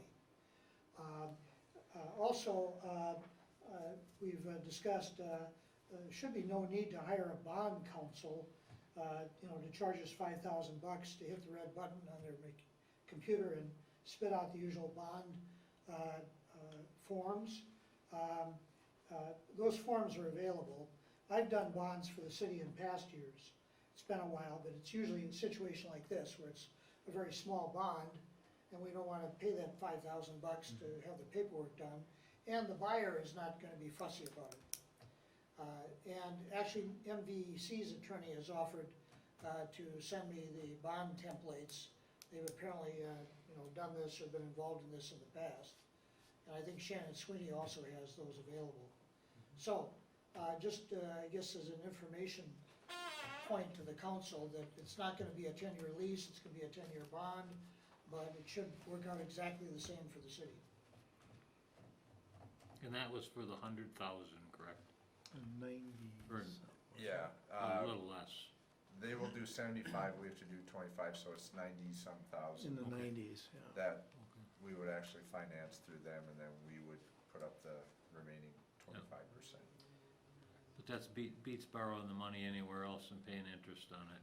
It's a good interest rate if you're Yeah. borrowing. What do we know about the life expectancy of the lights? I mean, if they're, my luck with LEDs has not been 10 years. And if at year 8, we got lights, year 7 or 8, we got lights going out, we're still paying for the old lights we had. How do we pay for the new ones? So, Oh, That would be my street concern. lights have a replaceable bulb, are you talking about a bulb that could be replaced? So this is well, I'm Yeah. just talking out loud to Yeah, figure out. yeah. A lot of LEDs are the whole fixture, it's not just a bulb. So without knowing those details, what I would not like to see is, we got no lights and we're still paying for the ones that we bought. I think we've been told that these are pretty good in the life. I mean, I the wish ones we Kurt- have now are about 10 years old and they're not very We good. got burned on those for the And past. we were told these are better. From the research From that the Kirby research from the and- street department did, and the people that came here, there were numerous ones, and then of course, who knows? These lights are, the state of Minnesota uses them, and they're supposed to be the latest, greatest light to use. Yeah, that's. Is there a and the guarantee? lighting- Of course not. Yeah, and the lighting technology, that's always Yeah. this is the But best. And This is what, personally, in my own home and our facility, it's kind of the same thing. To get 10 years out of a light is really asking a lot. And if we're still paying for it, and we need to put lights in, that would be my main concern on basically renting to own over 10 years, and I whether think- there's interest or not. Right, and I think that's the whole thing. We were just gonna pay for these, I mean, up front, because we need lights in the town, but when this opportunity presented itself, At then we zero thought it was interest. foolish to not take it. If 7 years down the road, hopefully that doesn't happen, but we have to spit out $20,000 or whatever. At least we had 7 years of zero Right, interest. right. when Kirby And we was were here earning with- money or earning interest on our money right now. If it's the same cost, I don't know, is it payments or how is it? What I can do, Joe, is I can send you an email with the type of lights, and Kirby basically worked with several different lighting consultants, and he was able to actually kind of cafeteria style pick a few of these, So basically, we have lights that are on Main Street, which are more acorn type lights. Then we've got street lights, so we've got a variety of different lights. I can get you that information. And what's going to happen is that Mike and Kirby are going to be responsible for installing the lights that are not on Main Street. And what we were trying to do is we were trying to get the streets, or the lights on Main Street done in advance of our Dazzle, which comes up in December. So we include there the purchase price as well as the installation just on Main Street of those lights. So, but I can share more details specifically about the products. Yeah, I mean, if with it's a you. replacement bulb and the bulb is, you know, if the fixture is 800 and the bulb's, you know, $75, it's really. I think that's, It's a different. Yeah, you know, and our initial scenario. estimate was over $200,000. over two, started out at about 210, 215, Right, and we're and down ended to- up at 100 and, was it 30, 40? Yeah, we're Yeah. way down. It was way down from what we thought Yeah. it was gonna be. So yeah, I hopefully. can't this is- remember what part on that head itself, and I don't remember what it was, if something went wrong with the light, we didn't have to replace the head, if I remember correctly. Right. Whether it was, well, it wouldn't have a ballast in it, I don't think. Well, some of them have drivers, so it's Yeah. not necessarily a ballast. Yeah, but it was either that or the bulb, I can't remember which, to Some be of honest. the bulbs will have basically the driver built into it. Yeah. So are we looking for, I mean, we don't have the agreement in front of us, but I assume Ross has I- reviewed it. It's been reviewed. So, I mean, are we looking and for a I think he's motion? comfortable, I am, Okay, yes. so I'll make a motion to approve proposed loan agreement from MVEC. I'll second that.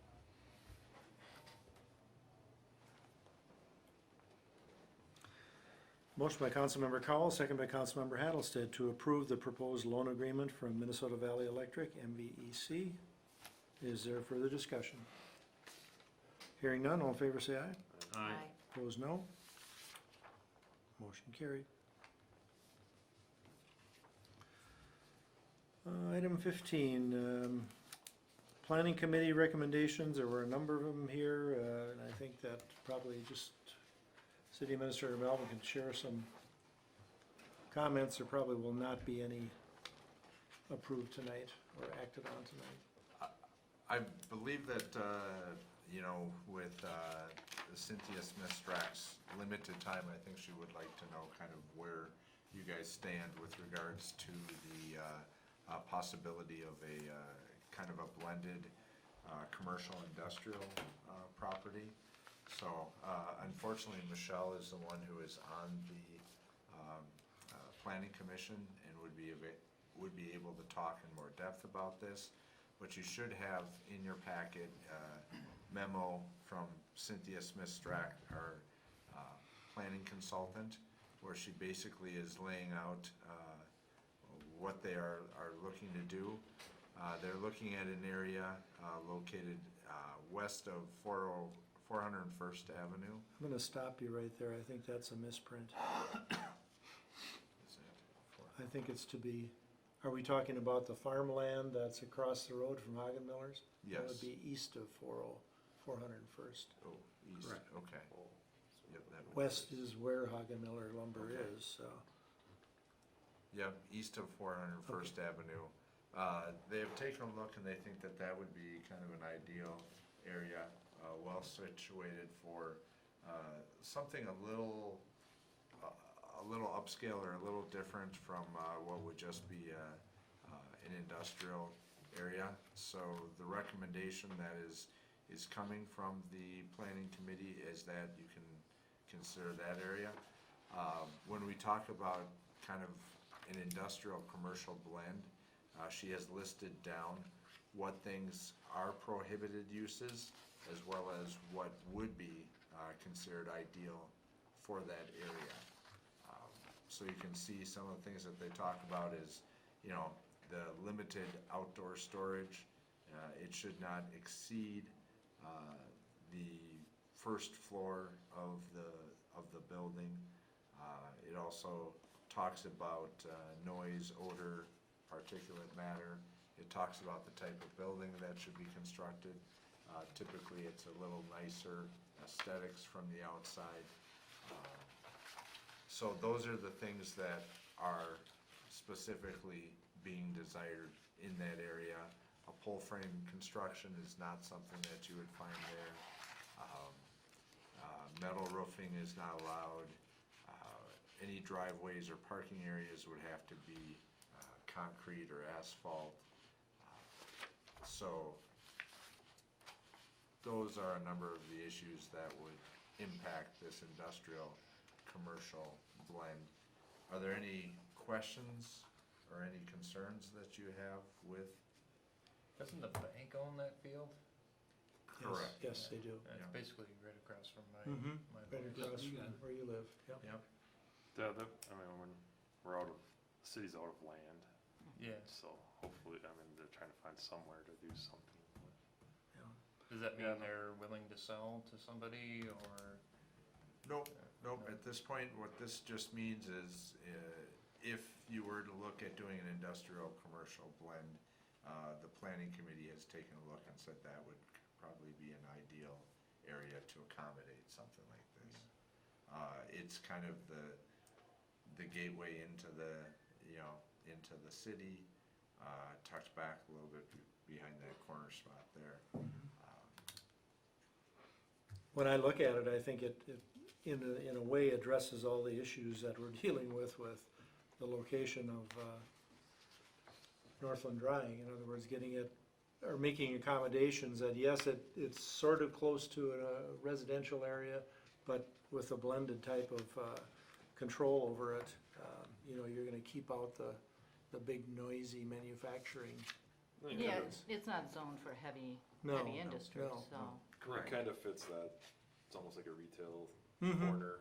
My concern would be if that does develop more retail than light industry or anything like that, what does that do to downtown? Is that going to pull business and shoppers away from our downtown, and then our downtown suffers even more? Possibly could. Certainly has a potential to do it. Look at other communities in the area where they've done that. Yeah. Look at Glencoe, look at Gaylord.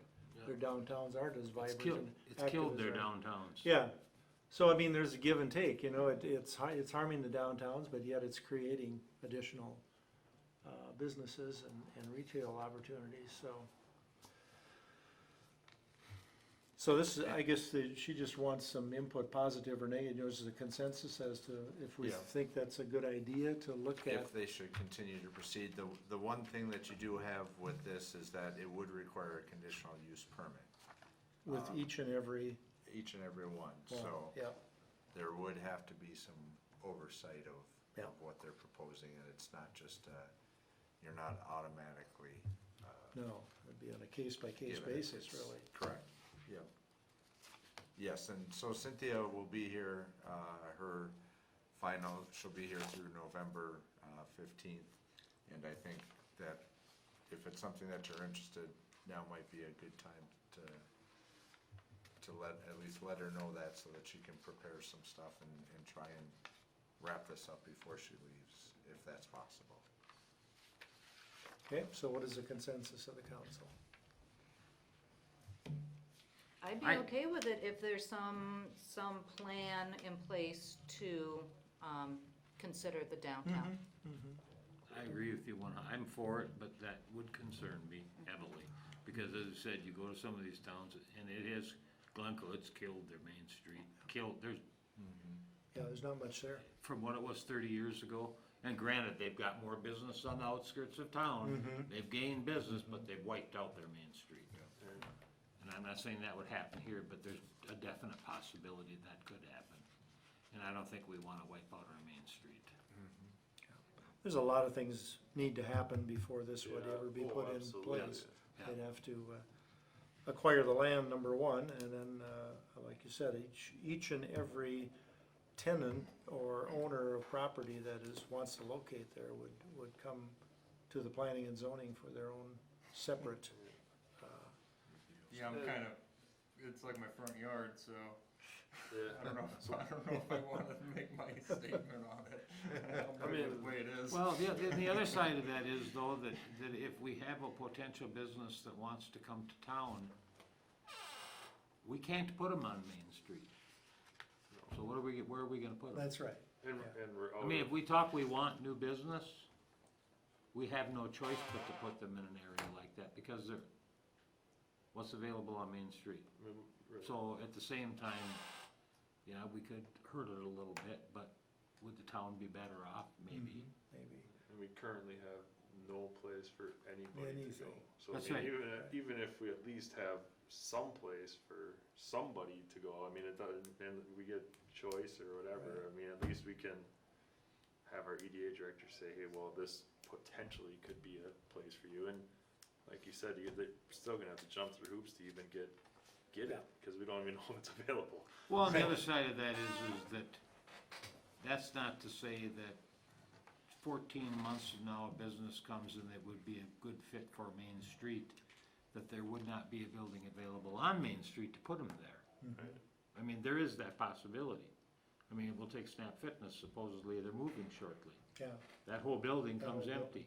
Someone could move in there. true. So there's always a possibility if a new business is gonna come that would be a fit for Main Street. There's a good chance that'd be a we could spot keep for 'em. them if we worked with them to keep them on Main Street.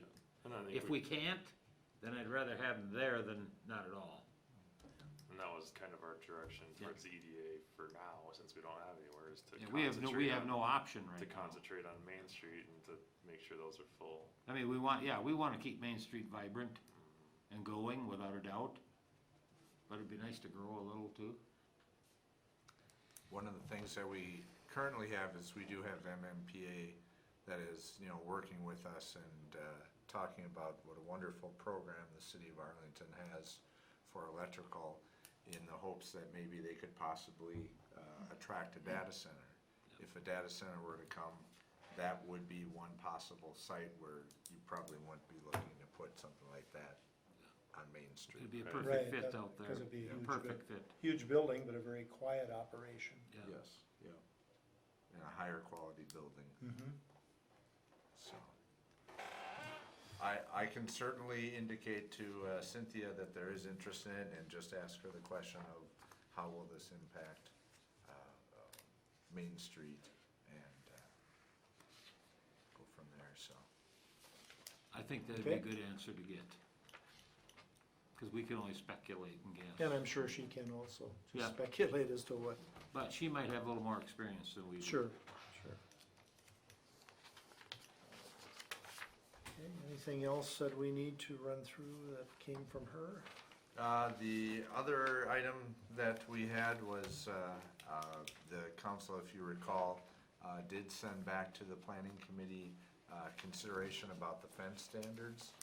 This was brought about because we had an applicant who was looking at a, picket fence, white picket fence.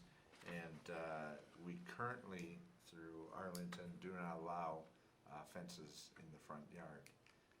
This individual asked that be reconsidered, and so the planning committee, as you may have read, did review the request. Cynthia Smith-Strack asked a number of questions of the planning committee, including whether or not fences should be allowed in front and street side corner yards. If the commission favored allowing fences in front and corner yards, under what conditions should they be allowed? And also if they would consider deleting language pertaining to a conditional use permit being required for mixed zone fences. Also, what adjustments should be made to the rear yard setback standards, and if there's any flexibility in current requirements to encase the structural members in concrete. And included in your packet then was, in the minutes, were a number of items that they had brought up. I don't know if anybody has any thoughts or opinions that they want to share that I can forward to Cynthia on that issue. I'm trying to avoid going through and hitting on all the highlights, but I certainly could do so. Yeah, some people I've talked to is they're kind of going away from the concrete thing, they just pound them in normal residential. But that might have been just like a steel, wire link fence. I guess the wooded type ones, I'm picturing, a classic early 1900s house with the white picket fence, 2.5, maybe 2.5 feet tall, not 5 or 6 feet, where it's not like a privacy fence, it's more of a architectural. Decorative. Yeah, it's more of that. Mhm. Which, I know as I was thinking about it, I thought, geez, there's a house right there on the corner there by the power station, but that's kind of the side. And maybe it does come up the front a little bit, when we bike by, and that's probably, 4 feet tall. Yeah, I noticed that a couple weeks ago when this was brought up too. That one is kind of similar to what this person wanted to do. Yeah. That's more of a fence than what this person wants to do. Yeah, that one actually, it's really a privacy type fence. And that's in the front yard? It's Or kind of the side front, yeah.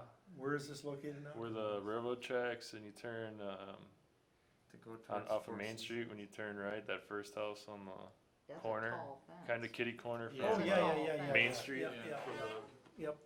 hairstylist. I think it does Yep. run up towards, it's Yeah, not it is up, directly that in is up front, in the but front, it that was is- one that was Yeah. brought up as an example. It Yeah. It's the old, It's next to Thomas's. I don't know who lives I in don't that remember, house. how high of a fence did she wanna put up?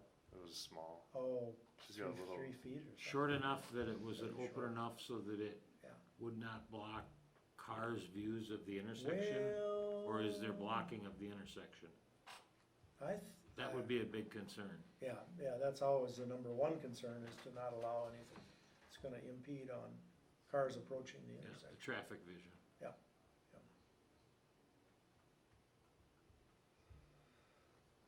So, I think Attorney Arneson has mentioned too, we don't wanna have Fort Knox with large fences throughout the, right.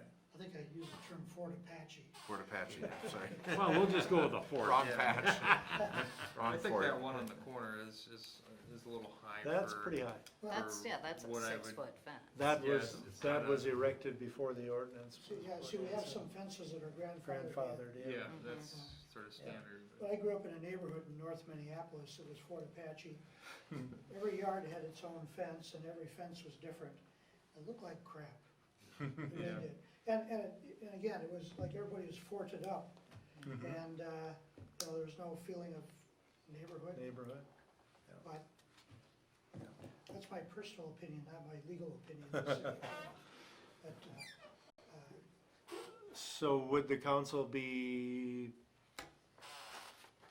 open to have them continue to pursue some type I mean, of it looks like they've done quite a bit of work already. a front yard fence with some limitations and, you know,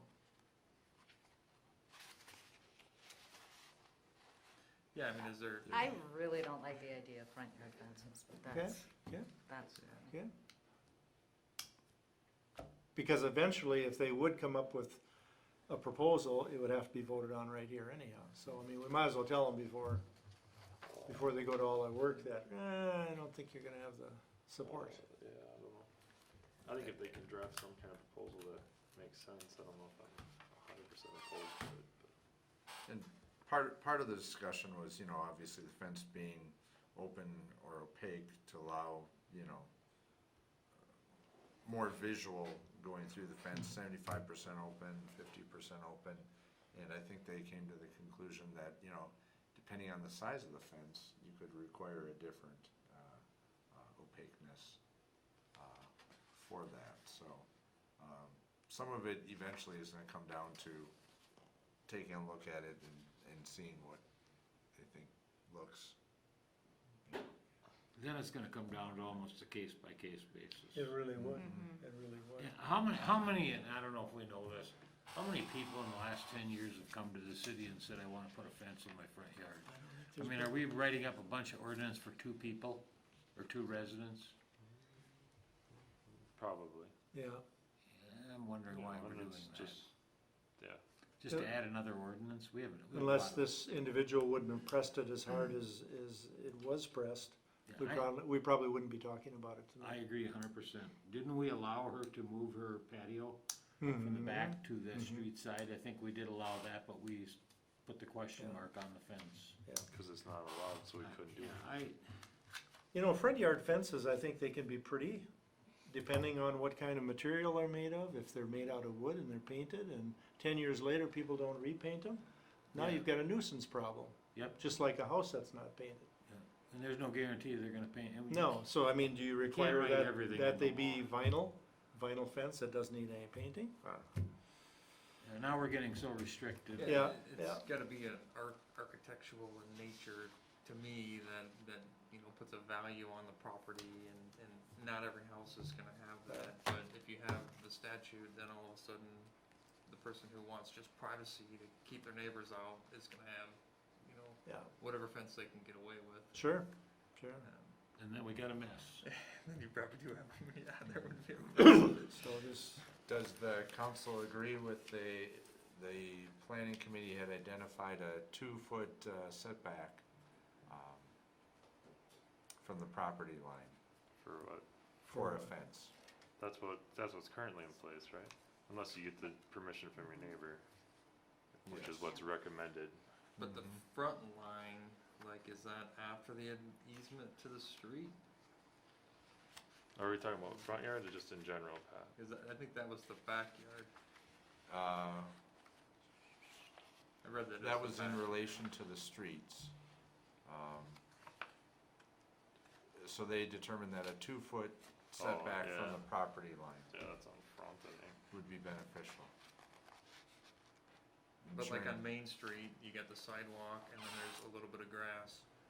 Are we going from, I mean, I don't know where the easement would be, you know, would that be 2 feet back from the sidewalk, or would that be 2 feet back from the road, and then now the fence is in front of the Yeah, sidewalk?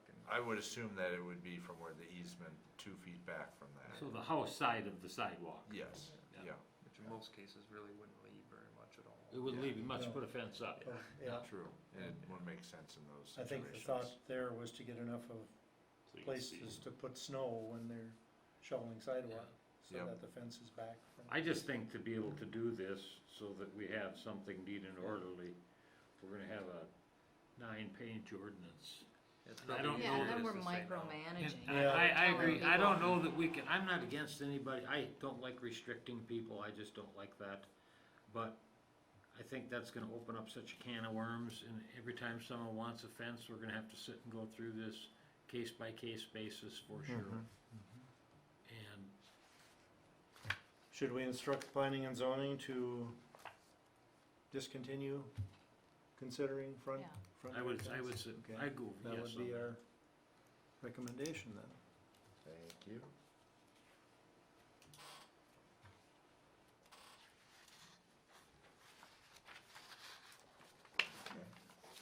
And then moving on to, last but not least, for the planning committee, we had also talked with them about looking at chapter 6 nuisances. And just a few general items that I wanna just get your input on so I can relay that to the planning committee. One of the items that we discussed was the screening requirements. So the first one was screening for a boat. Basically, the off-street parking of one boat in a manner approved by city code, and then there was a requirement that it had to be effectively screened, which was interpreted to be 80% of what is stored is not visible from an adjacent property. I believe we had a council member bring up concerns indicating that if you plant a tree, if you don't, the challenges of who goes out there and determines it's screened to 80%, and is it really necessary that trees have to be planted because the trunk of the tree doesn't do a very good job screening, so now you have to make sure that you get evergreens and that whole process. So the recommendation from the council was to remove the screening requirements. And what I had initially proposed was to remove that whole paragraph. However, the planning committee did come back and say, we still need that first sentence, which allows the off-street parking of one boat in a manner approved under city code per dwelling unit. So does that mean that it has to be concrete pavers or otherwise, or it can be in lawn, as we talked, as long as the lawn is taken care of by? We haven't gotten there yet, but we're going there. Okay, So this is just to address the The screening. screening. So you are able to put a boat, have one boat in off-street parking, or you can also have one camper or recreational vehicle. And the only thing that we would be removing is the requirement that you have a certain percent screening so that they can't see it. And that was the recommendation that came from the council for them to review.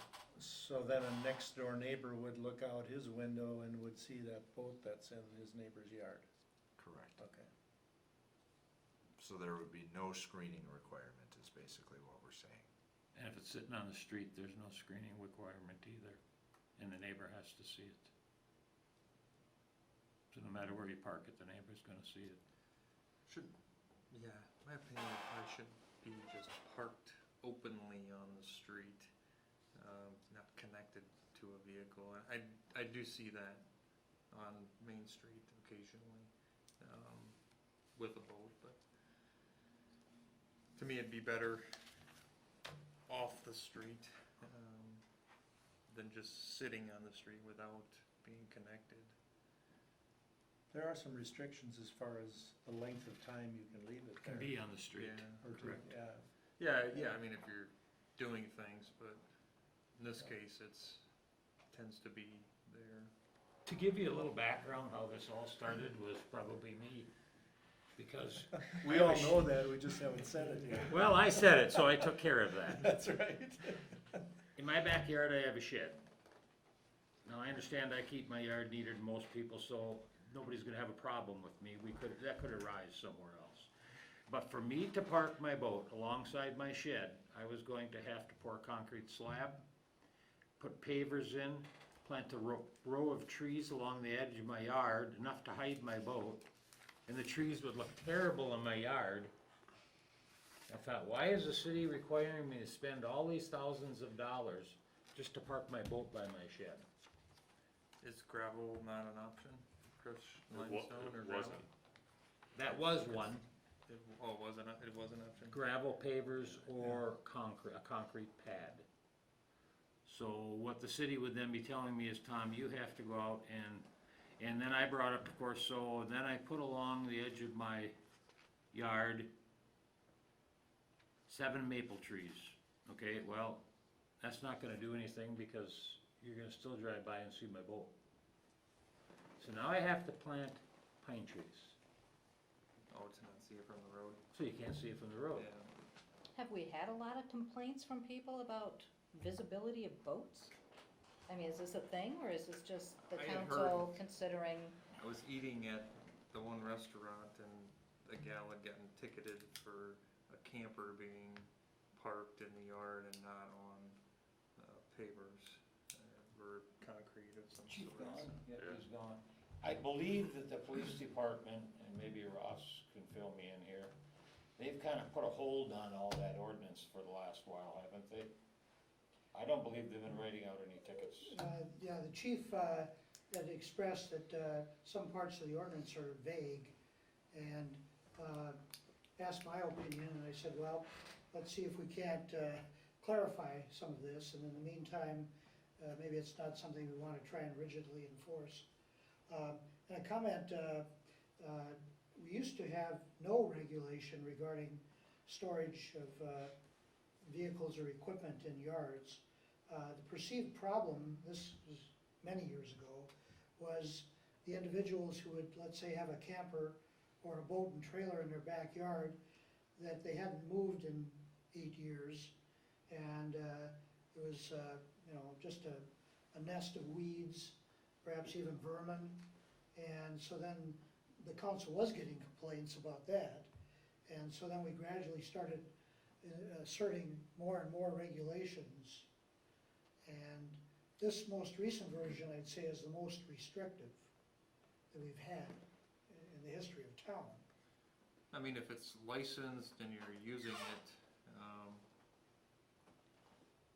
I don't know, I mean, Oh, and by the way, if we revert to, let's say, a less restrictive ordinance, those old problems that caused the original complaints we can still enforce those situations because we have general weed and nuisance ordinances. Personally, I mean, I have a little garage that I put my boat in, but, you know, I've thought about just covering it up and putting it in the yard. Now, I don't, where I put it, it'd be next to the woods, and there's nobody to really complain about it, but certainly somebody could drive by and say, yeah. But it is on gravel, so that would have me covered there, but, if you're paying for the license and you use it, and in your case, I'm assuming you have a license and you use it, probably only storing it there maybe during the winter, or? I quit storing it there, cause I didn't wanna put a concrete slab and a row of pine trees in my yard, Yeah. so I store it elsewhere for the time being. But now, some people at the same aspect don't wanna look at that, so, it's kind of a difficult, I guess I can understand both sides of it.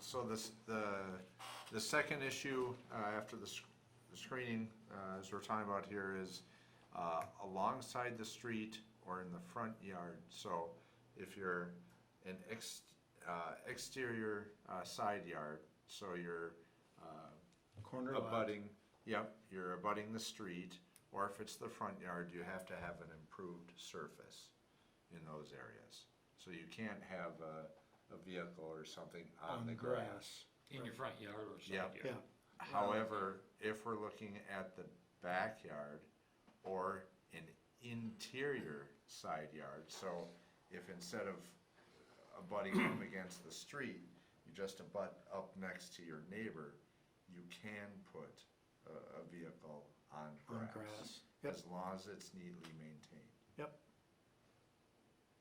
That's why you'll see some, you know, in front yards, if they have an extra vehicle or not necessarily a boat, but an extra vehicle, they'll just make their driveway a little wider, just flare out their driveway with additional concrete or gravel sometimes. And that would be sufficient, so. So that sounds like there's agreement on that. Then the last item that I wanted to bring up is if a vacant lot directly abuts outdoor storage on vacant residential lots. Outdoor storage is allowed on vacant residential lots provided the said vacant lot directly abuts, that is, has a common lot line with a property under the same fee ownership. Yep. So, say for instance, Rich Nagel had a home, had a parcel, and then had a property just right next door to him. He would have the option to go ahead and store outdoor storage on that secondary parcel. What Cynthia is trying to avoid is individuals who have a home on one parcel and then acquire another parcel, whether it be 3 lots down or on the other side of the city, where they then use that lot for storage. Storage only. So this was brought up because of one specific individual who has property located across the street from him. That, you know, would that qualify for storage? It's just empty land, or there's a house there? Empty land across the street. And in talking with Cynthia, she indicated that's adjacent but not abutting. But he could So- build a garage there and put stuff inside of the garage? Correct, yep, it's just the outdoor storage that. So I guess the rationale behind that is they don't want people buying lots and turning them into storage areas. You know, when Where the whole lot's stored full of stuff. stored Yeah, full of it'd be stuff and they full live on of the other stuff. side of town. No. So they don't care, I would Sit care about next to that. them, yeah. yeah. So if that's okay, I we will make the changes and get Yeah, I get think that abutting is very, I think that's very appropriate Yep. and needed, it's gotta be a bunny. abutting, okay. Thank you for that input, I will share with Cynthia. But even that, it couldn't just be a big pile of junk, right? I mean, you couldn't just have, you know, Oh, you mean if you have a budding property? yeah, I mean, Yeah, no, you just can't, Yeah, Do we have a restriction, our general nuisance ordinance would cover that would would cover cover that. that. Yeah. But do we have a restriction on if I have an empty lot next to me and I buy it, that I can't fill that whole abutting lot up and start renting out to other people? Is that just for your own personal stuff? When you say renting it out, Okay, so I got a lot next to me, Yeah. let's say, it's empty. And I put my boat there, the snowmobile there, and my wheelhouse there, and my buddy says, hey, you wanna store a couple boats for me? yeah, you can't. They can't start doing all that, can they? No, no. Where they turn it into a storage lot? let's say one think- boat. That's restricted, Back correct? Yeah, I think that would fall under the provision regarding having a commercial use Okay, in a residential zone. I just wanted to make sure we weren't opening up some kind of a storage lot in the No, residential area. no. I mean, if they have one boat or camper they wanna put there, well, as long as you keep your lawn mowed and keep everything Right, neat or exactly. whatever, great. If you don't, then we have enough ordinances to cover Yeah. that. Yep, I think that one would, oh, thank you, Pat. I don't know, it must have been the alarm system or that little control box out in the entry area. There's something Kurt did out in the hall. Yeah. Are you vaping? Huh? Well, look at his You blow sweatshirt. motor in your vapor. He's got the sweatshirt for it. Yeah. My strings are too small. Okay, on to, we're done with that last one, weren't we? Yeah. With the- Okay, item 16, approve or deny revised assistant deputy clerk job description. Council members, as you know, with some of the changes that are happening within the administration, one of those changes being that since Amy will be joining the city, some of the responsibilities have been rearranged.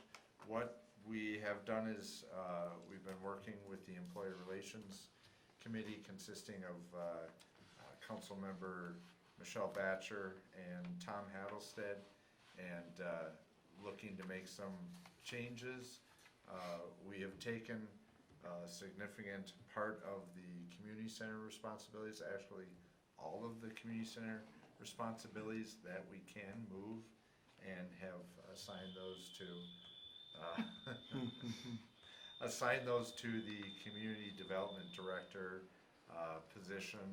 And so we have modified the job description for the assistant deputy clerk, which is Annie Wilmson's former position. We have adjusted that, and as you can see, I've included a red line copy of the job description as well as a final copy showing the responsibilities and what that person would be responsible for. So, are there any questions? Tom, is there anything that you'd like to say? I have having no been questions, I think involved? looks good. And is this position being offered or been offered to Laura Dykoff? It has, and she is currently considering.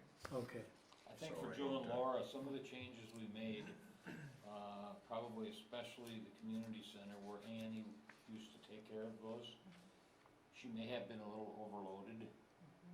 And we realized we needed, so that we got things done hopefully properly and timely. Not that Annie did anything wrong, No, it's just a lot. it was just so much.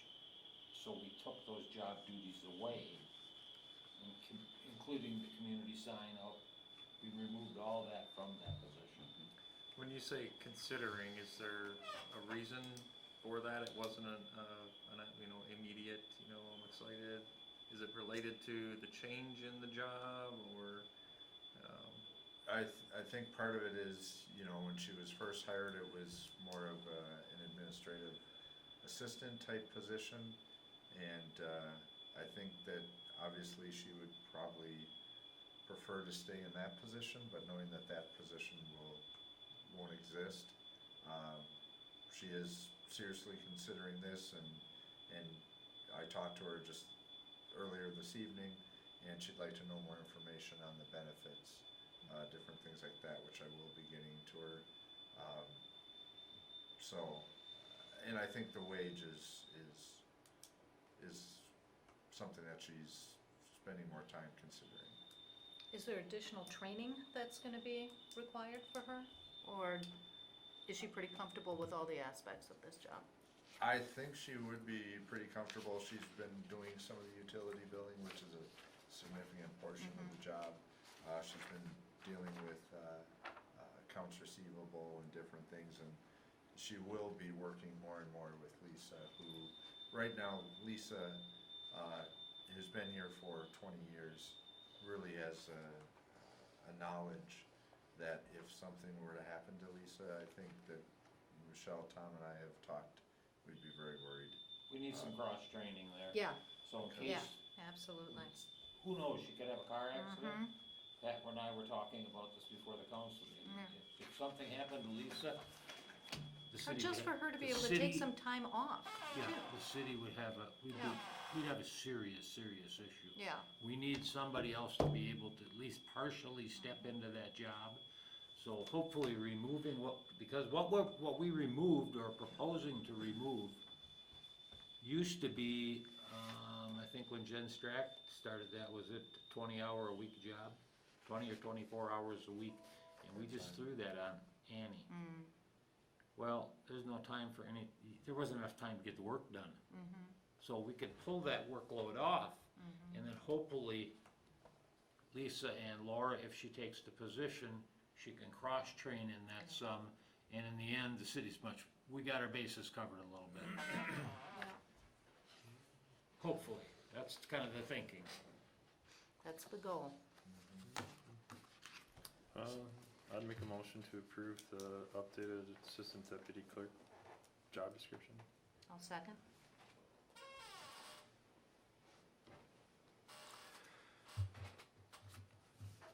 Motion to approve the revised assistant deputy clerk job description was made by Councilmember Cowell, second by Councilmember Gilman. Any further discussion? If that's a deal breaker for her, is that something we would have to reevaluate? Like, Are you talking about the wage? no, Or the job description.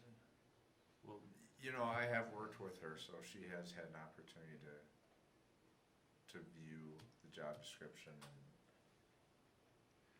Yeah, I was just surprised that it wasn't a done deal. yeah, that would be my own, I just wanted to share that, if, I really don't wanna do this isn't something that and then she goes and gets something elsewhere or something.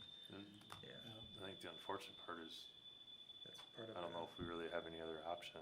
I But think you can't- it's a move we have to, You can't really. I shouldn't say have to make, we really need to make this move. And that's kind of where the chips are falling, and hopefully Laura will accept it. And if she doesn't, well, we'll have to move forward, I guess. Maybe we won't have to worry about that. Right. I don't know. Let's hope she accepts it. Yeah. Right. But things weren't getting done with the job title the way, there was too much on that position. And nobody could work with anybody to learn anything, or as Laura said, the time off for Lisa, well, Lisa never takes time off. Cause there's nobody there to do her job. Correct. And it's not that you can let that lie for 2 days. Right, yeah. Okay, motion has been made and seconded. Any further discussion? Hearing none, all in favor say aye. Aye. Opposed, no. Motion carried. Okay, we've taken care of item 17, 18, committee meeting, committee member updates, council member updates, committees. I have 0. Okay. Open discussion, item 19. I just wanted to apologize. I know we were planning to have a budget meeting before this council meeting, and I did not get that posted, so sorry that we had to cancel. We do have one scheduled for Wednesday, October 30th, if that still fits with everybody's schedule. And then what I would like to also ask is, just so that we make sure we keep things moving, forward, if we could consider having one possibly on November 4th before the council meeting, or if that is a challenge for some individuals who have work, if we could possibly do something on November 6th. I don't normally say no to meetings, you know me, I make everything, I will be gone out of state that week, dear Auntie. That week, Yeah, okay, so you won't make the, I would normally change Council meeting. plans, but I really can't change those plans. okay. Can we afford to wait though, I guess would be a question, nothing, Yeah. No, you can have a Are meeting you- without me. Yeah, well, You're just, okay with that? Okay. I am more than fine with, if Yeah. you need to have it then, I can miss that, I'm I fine think with just to that. keep the, For But- everybody else? 4th is the best day for me out Fourth? of those two.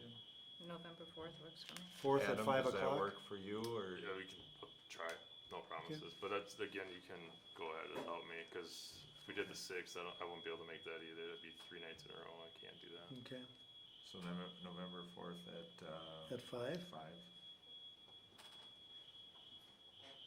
5 PM. 5 PM on the 30th of October, 5 PM on the 4th of November. And it'd be workshop only for budget purposes. Is it 5 o'clock on October 30th? Thought it was I was 6. thinking that was 6. Oh, No, okay. it was already 6. Oh, I'm sorry, that isn't a Monday, yeah, 6, Six. okay. On the 30th you're talking. Yeah, Yeah, 6 o'clock on the That's 30th, what I had done. 5 o'clock on the 4th, yeah. okay. Because the 4th is before a council meeting. Anything else for open discussion? I would just like to ask that we seriously consider as the council thinking of ways to increase interest in the ambulance and the fire department. I know that there's a feeling that evening hours are covered. JPA really only addresses daytime hours, but evening hours are not adequately covered. There are many instances when only one person is scheduled to be on call and one person cannot go on a call. There have been instances where one person only is scheduled for an entire weekend, and that just can't happen. So we do need to increase the number of people who are willing to sign up, and I think we can have a role in doing that. Okay, So I'd We like to can't hurt consider. by trying. Can't hurt by We have trying. nothing to Can't, lose by trying. absolutely not, absolutely Nothing. not. You know, I don't know if it came up here this evening, but I believe that Sarah's doing some things in the schools to try and get, Oh, is she? when she's giving, CPR, first aid type training, she is trying to promote training for EMT, anybody interested in information, and trying to get into the schools. Well, to and I'm make people more wondering aware. if we could do more outreach to the members of our community, the Hispanic members of our community, because certainly a fair number of calls concern that part of our community, and often involving people whose English is limited. It would be nice to have more people on the crew who speak Spanish and can better serve the community, but I think that's also an untapped segment that we haven't really looked at. we need to find somebody that is approachable Yep. in the Hispanic Because community. we could have, I mean, what we're doing now, they may feel like they're not part of it. Yeah. Or Yeah. they don't want us, and if we invited them to someone, maybe that's all it would take to get one or two. We have nothing to lose by it. Absolutely not. I think it's an untapped resource. So I was talking with someone who was on the ambulance and is on the fire department, and I don't know if it's correct or not, but he was saying that essentially on the fire department, they get paid to respond. So if 5 or 6 of those folks come in, they get an hour's pay, and essentially they may not really respond to it. And his thought was that with all that pay that goes out for that kind of thing, you could pay somebody to cover the other shift. Now, I don't know what those numbers add up to. Another shift for For For ambulance? ambulance. You're talking for Well, they get paid, I mean, when they Yeah, get they called get- in, they they get get paid paid. also. They get paid and they get on But call there's day. he's saying that there was a full-time person during the day shift, I believe. For ambulance? For ambulance. Yeah. There is. And, But day shift, I mean, JPA is gonna basically address day shift, and that's been the primary concern. But I think they are not really considering the lack of coverage for the evening hours. I keep hearing people saying, oh, nighttime isn't a problem, but I know that it is. I know that it is, that frequently there's just, or sometimes there's just nobody on call. And when there's one, that's, You you can't, can't do no, anything. you one have, is you like have to zero. call It's for gotta be two mutual or aid. nothing. Yeah, 1-0. yeah. yeah, I think what he was suggesting is that all the pay that goes to firemen for responding, Oh, that could be redirected and Oh. possibly hiring somebody Mhm. at night who may be going to school mhm. to be, you know, EMT, paramedic, whatever it may be, and be sitting in the hall Mhm. studying, while they're, Right, yeah. actually, you know, Yeah. technically kinda on. When you Are you saying Yeah. for the fire department people that are making calls? Yeah, Cause I don't think they make any anymore. Well, they do make medical, they're trained to go out, they're first Yeah, there's like responders. But we 6 now or 8 have of our them or police something department as doing far that as I know. also. Yeah, and the but if police they get department's paid been and real they stand show up up- about coverage, when there is, oftentimes when there's just one person on, someone from the police department goes. And I believe they do have equipment in the trunk of their car. Yeah, but I think we can definitely do something to promote, getting involved with the ambulance and the fire crew. I think that, you know, yes, there's stuff in the paper, but I think we could do a more directed sort of Yeah. marketing Not many campaign. people get the paper, Yeah, so. Yeah, if we pick up one or two, it's a huge gain. absolutely, absolutely. One is a huge gain. Yeah, because we have lost some people that really devoted a huge amount of their time. And now they're devoting less of their time, and that's a gap. And if we had, you know, even one or two more people that were willing to actually take on hours, it would be significant. Otherwise, we're Motion- gonna end up losing the people that we do have. Well, they'll be burned out. Yeah. Like- Motion to adjourn. Second. No, I didn't Oh, I'll make make the the motion. motion. I I was- was sleeping there for a minute. I'll second it. Okay. All in favor, say aye. Aye. Opposed, no. Motion carried. I thought you wanted to go so bad, you was gonna make the motion, I wasn't gonna argue. Tom and Adam. Yeah, that was weird. 9:27, 3-hour meeting.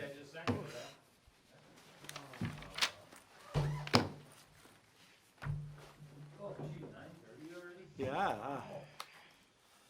You know, I had so much fun in 3 hours. Thanks, everyone.